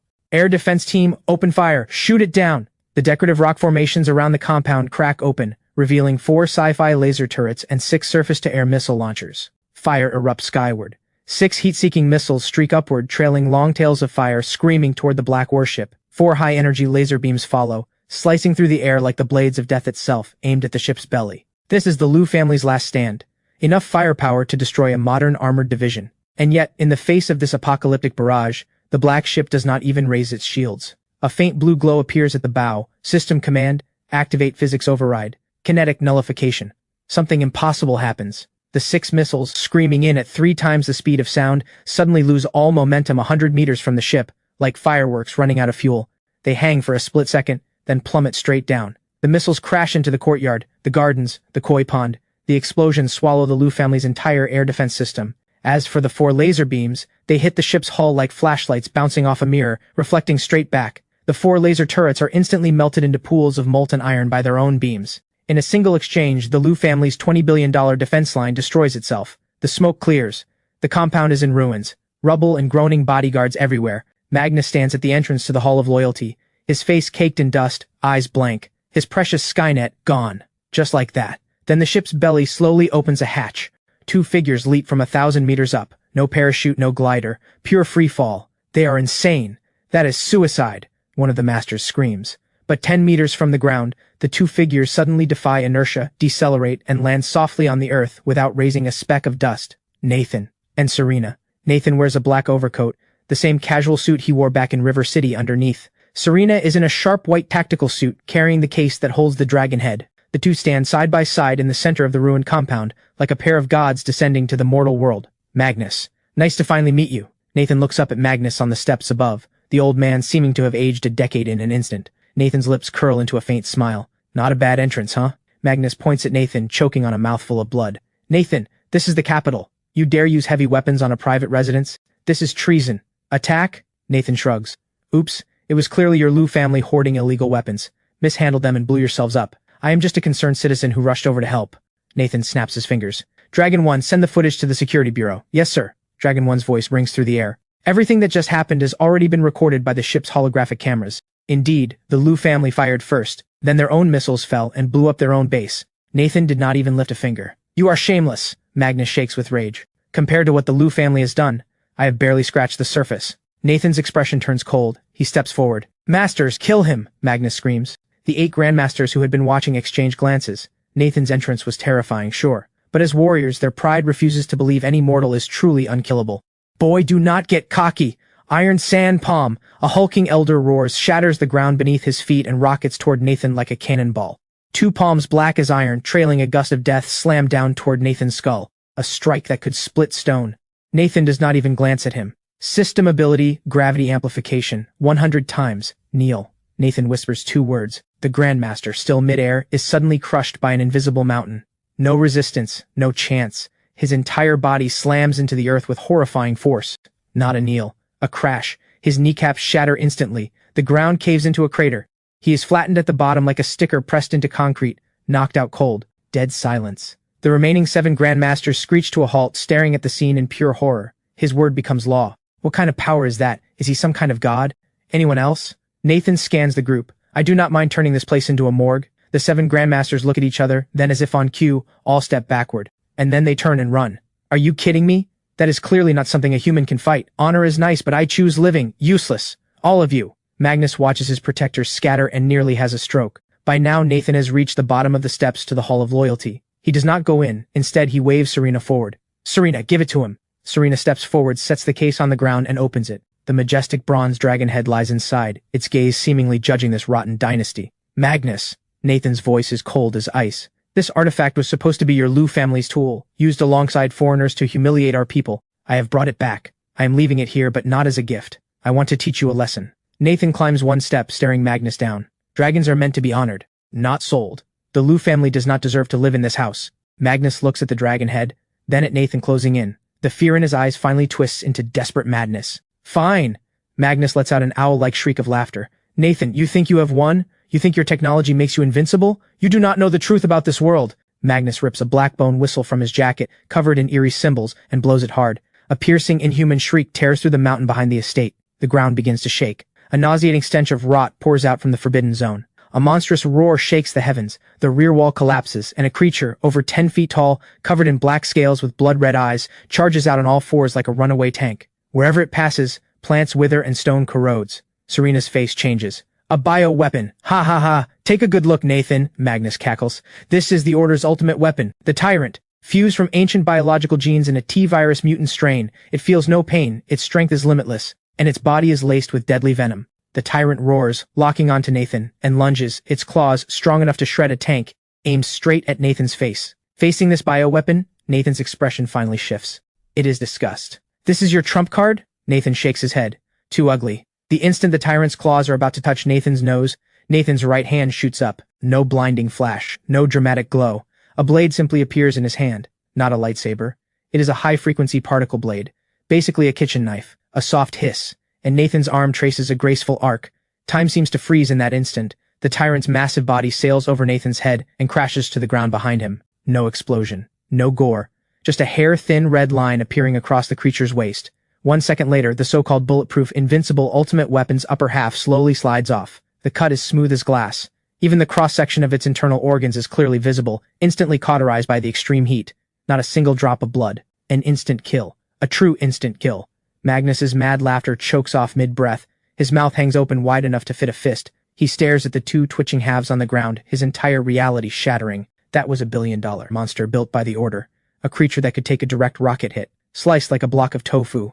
Nathan retracts the blade, dusts off his hands as if he just finished a chore, and walks over to the completely collapsed Magnus. He kicks away the dragon-headed cane, the symbol of the Patriarch's power. Got anything else? Nathan leans down, looking into Magnus's clouded, terror-filled eyes. If not, then it is time to settle the score. Years ago, the Liu family joined forces with the Wu family to destroy my father. You drove him to death, swallowed the Yi family's empire. How do we settle that? Just now you fired missiles at me.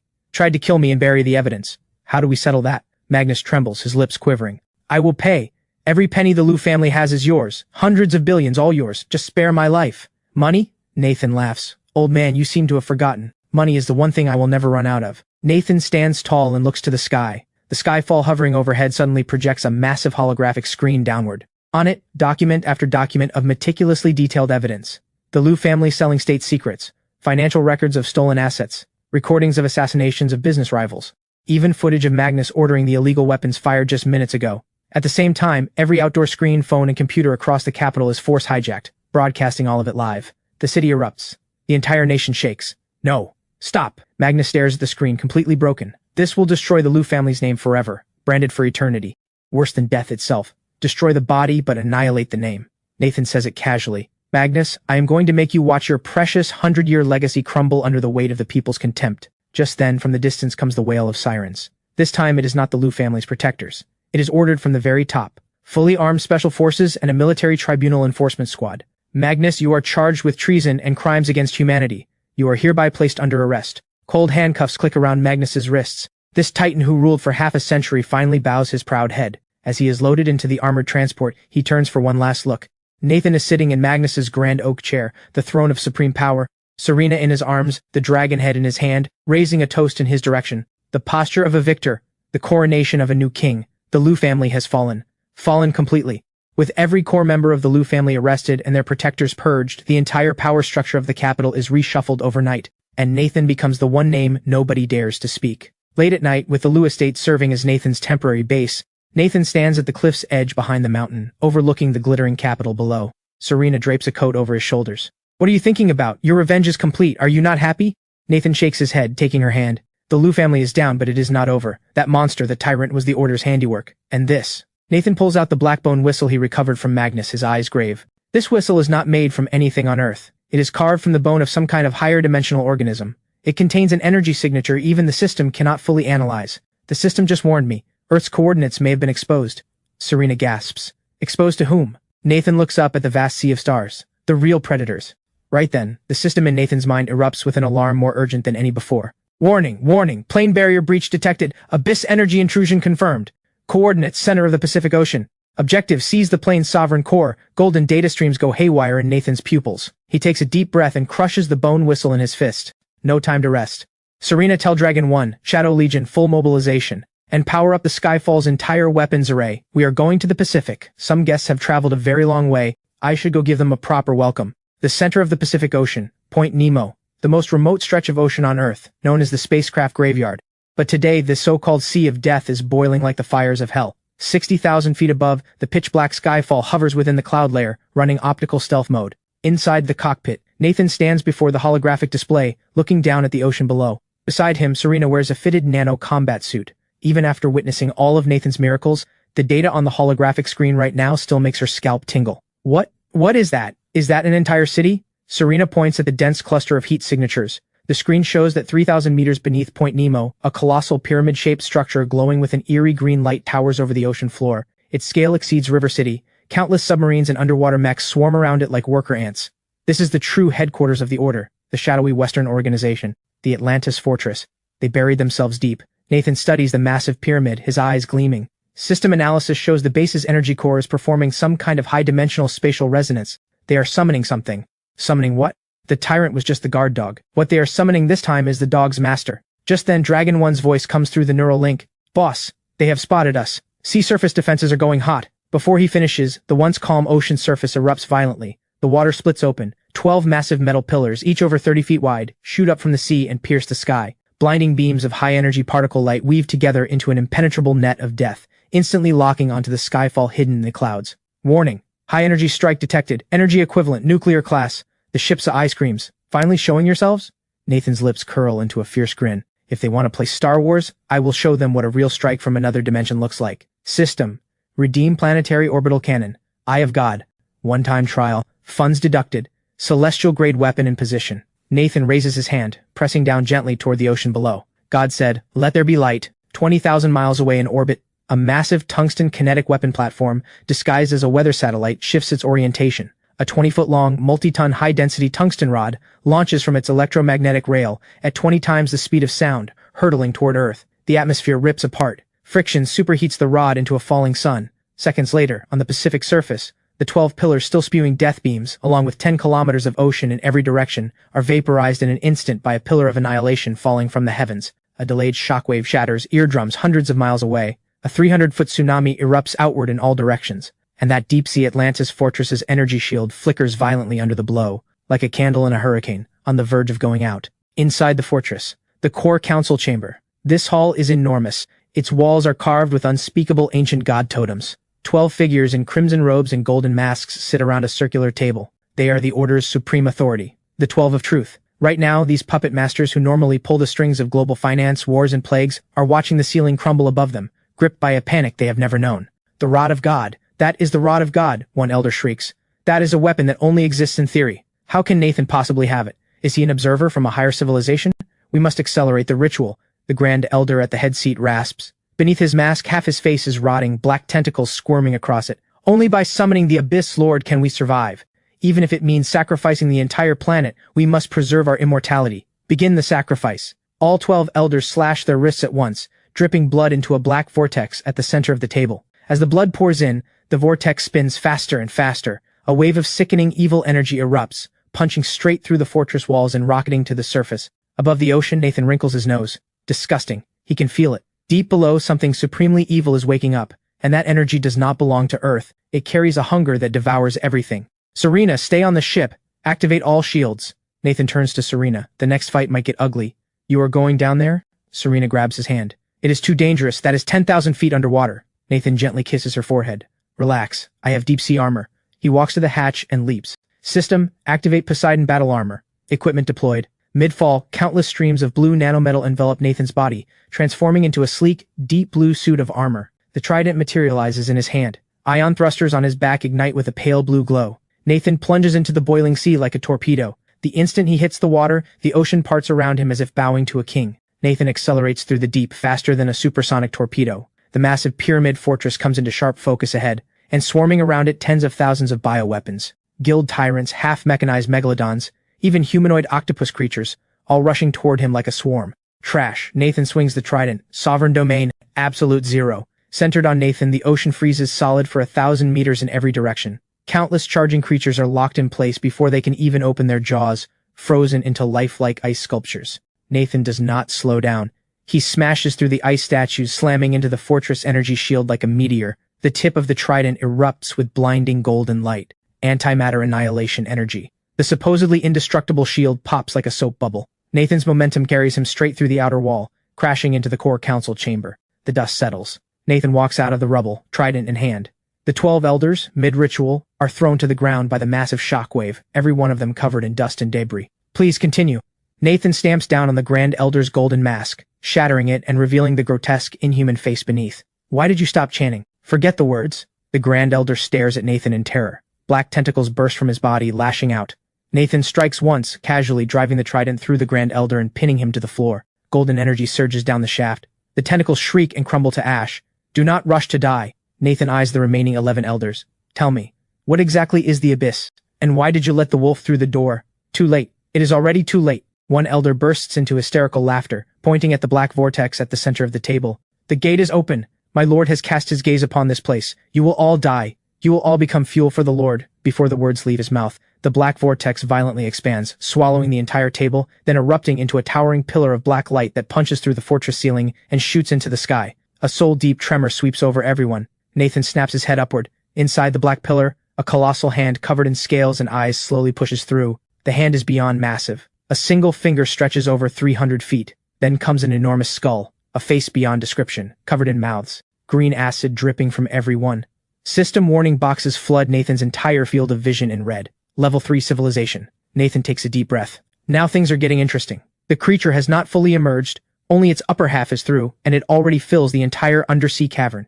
Its countless compound eyes lock onto Nathan, emitting a sound that acts directly on brainwaves. System, holder, found. The voice feels like a billion insects crawling through the mind, enough to shatter anyone's sanity. Looking for me? Nathan raises an eyebrow. What, you want to inherit my credit card debt? Surrender? The origin seed? Or annihilation? The creature roars. Its titanic hand reaches for Nathan. This single grab carries the power to lock space itself. There is no dodging it. Nathan feels the space around him solidify. His body cannot move at all. So this is level 3 civilization power. It operates on the level of fundamental laws. Nathan, watch out! Serena's panicked scream burst through the communicator. Do not panic. Nathan closes his eyes, takes a deep breath. System, I want to buy a cheat code. Go ahead, player. I want to buy ownership of this entire plane. The system goes silent for 1 second, seemingly stunned by Nathan's audacity. Response, purchasing full ownership of the Earth plane requires 1 quadrillion ultra-rich points. Player's current balance, insufficient. Who said anything about buying Earth? Nathan's eyes snap open. The gold in his eyes shifts to a swirling, chaotic gray. What I want to buy is plot armor. For this exact second, player intent detected. Unlocking special item, child of the plane, absolute contract. Duration, 10 seconds. Price, total liquidation of all remaining assets. Confirm, every last asset wiped to zero. Hundreds of billions, trillions. Nathan does not hesitate for a single heartbeat. Do it. Money can be earned back. If I die, or if this planet blows up, the game is really over. Transaction complete. Player balance, 0. Child of the plane mode activated. For the next 10 seconds, you are the father of this universe. An indescribable absolute power floods into Nathan. The frozen space around him shatters like glass. Nathan moves. He does not dodge the colossal hand. He charges straight into it. The trident vanishes from his hand. In its place appears what looks like an ordinary frying pan. That is right. This is the system's bonus lucky artifact. Take this! Nathan roars, and slams the frying pan down onto the Abyss Lord's finger. A crisp, satisfying clang of metal on metal rings out. The impossible happens. The Abyss Lord, a creature with planet-killing power, a so-called level 3 civilization being, just got its finger broken by a frying pan. The monster lets out a roar of confusion and agony. It does not understand. This does not make sense. Not done yet. Nathan flickers, appearing instantly in front of the monster's massive eyeball. This one is for every civilization you hunted. A giant compound eye explodes. Green fluid sprays everywhere. This one is because you are too ugly. You scared my Serena. Another eye bursts. And this one is for making me flat broke. Nathan is like a glitched out highlight reel on fast forward. The frying pan in his hand blurring into countless after images, delivering thousands of strikes to that enormous face in just a few seconds. Every single hit triggers a guaranteed critical hit, guaranteed stun, and guaranteed armor break. The Abyss Lord is completely dazed. It even feels something it has not felt in ages, fear. This human is wrong. This power operates above the rules. This is a causality strike. Go back where you came from. In the final moment, Nathan leaps high into the air, puts everything he has into one last swing, and smashes the pan straight onto the monster's forehead. Get out of here! The Abyss Lord's colossal body is actually hammered back into the black vortex by that single blow. I will return. The monster howls in fury, but its body tumbles uncontrollably into the abyss. Before the vortex can close, Nathan pulls out a dimensional collapse foil, light edition, redeemed from the system store. It is a small sheet of paper with a goofy face drawn on it. Here is a parting gift. Something fun for the ride home. Nathan casually flicks the paper into the vortex. Goodbye. The vortex contracts violently. Under the foil's effect, space begins to collapse and flatten, and the gateway to the abyss instantly becomes a painting, a flat oil canvas floating in the void. With the monster's terrified face frozen inside it, everything goes still. Child of the plane mode ended. Congratulations, player.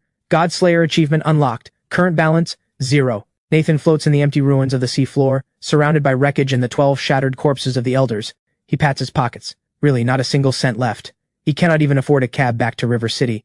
Impulse is the real devil. Nathan sighs. Just then a submersible glides toward him. It is Serena, piloting the Skyfall's escape pod, coming down to pick him up. The hatch opens. Serena swims out without hesitation, and throws her arms around Nathan. We won. We won? Yeah, we won. Nathan gives a bitter smile. But Serena, I have some bad news. What? Serena looks at him anxiously. I am bankrupt, completely flat broke, a genuine pauper. Serena blinks, then bursts out laughing. She cups Nathan's face underwater and kisses him. That is okay, you took care of me before, now it is my turn. Have you forgotten? I am the chairman of Wu Corporation, Shen Group, and Atlantic Union Bank. Nathan laughs too. Looks like I am going to be living off my wife for good. The two rise to the surface and see the sunlight they had been missing. The Pacific is calm again, but Nathan knows this is only a temporary peace. The Abyss Lord's parting words and the system's hints about the origin seed all point to something much bigger. What is the system really? Why are these higher beings fighting over it? Detected, player has completed phase 2, all combat missions. Ultimate mission activated, origin of the system. Player, proceed to the Valley of Death in the Kunlun Mountains. There you will find the remains of the previous system player. Nathan stares at the virtual panel, his eyes narrowing. The previous player's remains. So this story does not end with a simple zero-to-hero tale. It is a plan that spans 10,000 years. Serena, let us go home and get ready. Nathan looks toward the distant horizon. It is time for the final chapter. Time to uncover the truth behind everything. The Valley of Death, Kunlun Mountains. Known as the Gates of Hell. Year-round lightning storms. Extreme magnetic distortion. For centuries, countless herders and explorers have perished here, their bones never recovered. But today, the thunder here is more violent than ever before. A bolt of purple lightning tears the sky apart, striking the snow-covered valley floor. A pitch-black warship, the Skyfall, ignores the lightning that could vaporize a tank, descending like a mobile steel fortress into the heart of the valley. The hatch opens. Freezing wind howls. Nathan steps out, holding Serena's hand. Gone is the battle armor. He wears nothing but a simple black windbreaker, but those eyes are deeper than Kunlun's eternal ice. Is this the end? Serena looks at the scattered bones of livestock and feels a chill. It is the end. And the beginning. Nathan checks the system radar in his hand. The dot representing the origin seed is glowing red-hot on the screen. Its location directly beneath their feet. Let us dig. Yes, sir. The Shadow Legion, already on standby, deploys 2 massive laser drilling rigs and begins cutting into the enormous black rock formation at the valley floor. As the rock melts under extreme heat, an astonishing secret emerges. It is not rock at all. It is an ancient, majestic bronze starship, buried underground for untold millennia. Its design is archaic yet grand, its surface engraved with intricate ancient thundercloud patterns. The bow is shaped like a fierce dragon head. Despite ages of erosion, it still radiates a suffocating imperial aura. This style, it is from the Qin dynasty. Could the legends of the first emperor be more than just legends? Nathan takes a deep breath and pulls Serena through the opening. Welcome to the first emperor's command vessel. The interior is not the darkness they expected. The moment Nathan steps into the main control room, countless eternal lamps, actually fusion cold light lamps, flicker to life. At the center of the hall stands a throne forged from black gold. Upon the throne sits a skeleton draped in a black dragon robe. Even as bare bones, he still holds his sword hand pressed to the blade, his gaze fixed upon the heavens. The sheer aura of supremacy, the ambition that conquered all, transcends 2,000 years and still makes you want to kneel. Before the skeleton floats a crystal emitting a soft white glow. The origin seed. System, is this your previous player? Nathan asks softly. Yes. The system's cold mechanical voice for the first time carries a trace of human sorrow. Previous player, Yingzheng. Codename, Dragon Prime. System version, 1.0. Civilization War. Cause of death. To repel the first wave of the Abyss invasion, he exhausted every system point, overdrew his own life force, and activated the 9 provinces barrier, also known as the Great Wall Orbital Defense Grid. He died from total depletion. Nathan stands in solemn respect. So the Great Wall was never just built to keep out invaders from the north. It was built to defend against the hunters from above. Just then, the origin seed begins to vibrate. A holographic image projects from the skeleton. It is a commanding middle-aged man. Though only a projection, those eyes seem to pierce through time itself. A solemn, powerful voice echoes through the hall, carrying the weight of ancient authority. By the time you see this message, I will be long gone. I united 6 kingdoms. I standardized the written word. I unified the roads. I believed I could bring eternal peace to this land. But there were heavens beyond our heavens. Those greedy predators, the Abyss, they coveted Earth's coordinates. I poured every ounce of national power into building the 12 Titans, giant battle mechs, and constructing the Great Wall railgun array. I drove them back, but I knew they would return. I left behind the origin seed. It holds my unfinished ambitions and my final legacy. If you are someone who carries the world in your heart, then merge with it. Guard this beautiful land in my place. The image fades. Nathan is silent for a long time. Then he steps forward, reaches out, and grips the origin seed. Nathan's eyes burn with resolve. The war you could not finish. I will fight it. The money you could not spend, I will spend it for you. The origin seed dissolves into Nathan's palm. A torrent of information floods his mind. The memories of Yingzheng. The blueprints of ancient technology. The entire defense grid of planet Earth. Origin seed fusion complete. Ultra-rich system final form activated. Earth administrator mode. Congratulations, player. You have inherited the first Emperor's legacy account. Current balance, beyond numerical value. Because what you have inherited is the fortune of the Empire. 5,000 years of history and destiny. At the very moment Nathan merges with the origin seed, the world outside erupts in chaos. The sky over Kunlun collapses. Not the small cracks from before, but the entire sky turning blood red. Countless enormous black warships pour through dimensional rifts like a swarm of locusts. This is the Abyss civilization's main battle fleet. They have finally locked onto Earth's coordinates and launched the full invasion. Warning, warning, planet-killing strike detected. Enemy count 100,000 vessels. Estimated time to Earth destruction 10 minutes. Serena stares at the alarm on her wrist, her face white. Nathan, can we really hold them off this time? That is 100,000 starships. Nathan slowly opens his eyes. His pupils have turned completely gold. The authority of the administrator. He glances at his personal account, still at 0, then looks at the legacy account on the system panel, shimmering with a golden dragon emblem. Nathan smiles. A smile of absolute, unshakable confidence. Why wait? The ancestors left me an inheritance. That means they want me to go all out. Nathan takes Serena's hand and walks out of the ancient ship, standing at the highest point of the Valley of Death, facing the sky-darkening alien armada bearing down. He raises his hand and snaps his fingers toward the heavens. System, I want to make a purchase. Go ahead, player. I want to buy back this chapter of history. Awaken the 12 Titans. Awaken the Great Wall railgun array. Awaken the million-strong Ghost Legion. Payment method. 5,000 years of the Empire's national fortune. Payment confirmed. Awakening now. The next second, the entire land erupts. At the first emperor's tomb near Xi'an, the earth shakes violently. The burial mound explodes. These are not clay statues. The clay shells of tens of thousands of terracotta warriors crack and fall away, revealing gleaming nanometal bodies underneath. Their eyes ignite with red light. The bronze swords in their hands flash into plasma-charged blades. An earth-shattering war cry shakes the heavens as a million machine warriors launch skyward. At the same time, west of Xianyang, 12 colossal figures, each towering over half a mile tall, burst from the earth. Every single one radiates energy on par with a nuclear reactor. Wielding massive axes and halberds, they rise like ancient war gods reborn. But the most stunning sight is the Great Wall. That ancient structure stretching thousands of miles now blazes with brilliant golden light. The bricks crumble away, revealing beneath them a superconducting railgun array hidden for 2,000 years. What is this? In the sky, the Abyss Fleet commander stares at the planet suddenly roaring to life below, his hands frozen stiff with terror. Who gave you permission to look down upon my domain? Nathan's voice, amplified through the origin seed, thunders across the entire globe and detonates inside the mind of every single alien. With one sweep of his hand, the Great Wall transforms into a colossal golden dragon. Countless antimatter beams surge skyward, vaporizing the first wave of alien warships in an instant. The 12 Titans leap into the clouds, their titanic weapons cleaving through mile-long motherships with every swing. A million Ghost Legion riders surge into the enemy formation like a black tidal wave, launching a brutal boarding assault. This is a slaughter that spans the ages. This is Earth's most furious roar against the predators. Nathan stands atop the peak of Kunlun, watching this spectacular display. Serena, is it beautiful? Serena is stunned silent, tears blurring her vision. Beautiful. This is the most... Not done yet. Nathan looks up at the largest ship in the sky, the Abyss Mothership. If I am going to go all out, then let me go all the way. Nathan makes his final purchase. I want to buy Earth Ascension. Push this planet to level 4 civilization. Payment confirmed. Consuming all remaining national fortune.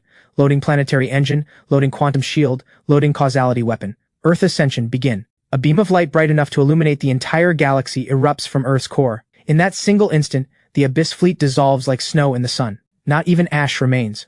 Wiped clean by causality erasure. The planet does not grow larger, but its energy level transcends in this moment. From now on, this blue planet will be a true forbidden zone in the cosmos. 3 months later, the Abyss has retreated, civilization restarts. Though the world endured a full-scale war, under Nathan's extraordinary restoration, cities have not just been rebuilt, they are even more futuristic. The rooftop sky garden of SKP Mall has been transformed into a crystal palace floating among the clouds.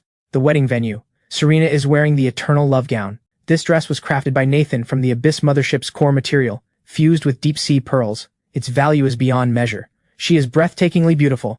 Arm in arm with her father, she walks step by step down the red carpet toward the man at the end. Nathan. Today, he is the acknowledged guardian of the planet, the protector of human civilization. But he still grins like a boy, eyes only for the bride walking toward him. Candy waddles behind in her flower girl dress, holding up the train, her smile so wide her eyes disappear. Nathan, Elder Qian the efficient, is glowing with excitement.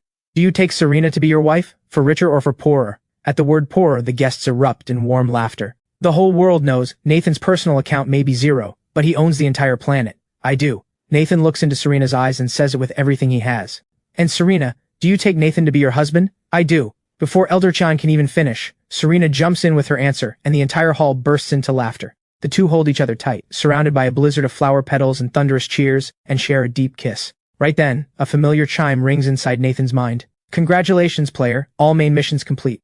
The ultra-rich systems mission is fulfilled. Preparing to uninstall. Searching for the next player. Farewell gift. Player retains golden eye and enhanced physical abilities. Goodbye, player. May you find happiness in this world you built with your own hands. Nathan freezes. The system that walked with him from delivery boy to king of the world is really leaving. A quiet sadness washes over him, but it fades quickly, because he feels Serena's warmth in his arms, hears Candy's laughter, and sees the genuine joy on every face below. He does not need the system anymore. He already has the most precious treasure in the world. Nathan, what is wrong? Serena notices him spacing out and asks softly. Nathan snaps back, looking at the woman he loves more than anything, and breaks into the brightest smile. Nothing. My secret stash just got confiscated, that is all. Serena laughs and leans close to his ear, her breath warm and soft. That is okay. Tonight, I am all yours, and I put the 100 billion the company earned on this card. The pin is your birthday. Serena slips a card into Nathan's hand. Nathan looks at the card, then at his blushing wife, and suddenly thinks, this is actually amazing. Babe, let us go on a honeymoon. Where? Nathan looks up at the vast starlit sky. I hear the sunsets on Mars are incredible. Since we already bought Earth, let us go develop Mars while we are at it. Yes, you big spender. The sun is warm, the breeze is gentle. Nathan and Serena, with the whole world watching, walk toward the future that belongs to them alone. and the legend of the greatest ultra-rich player will live on forever, beneath these stars.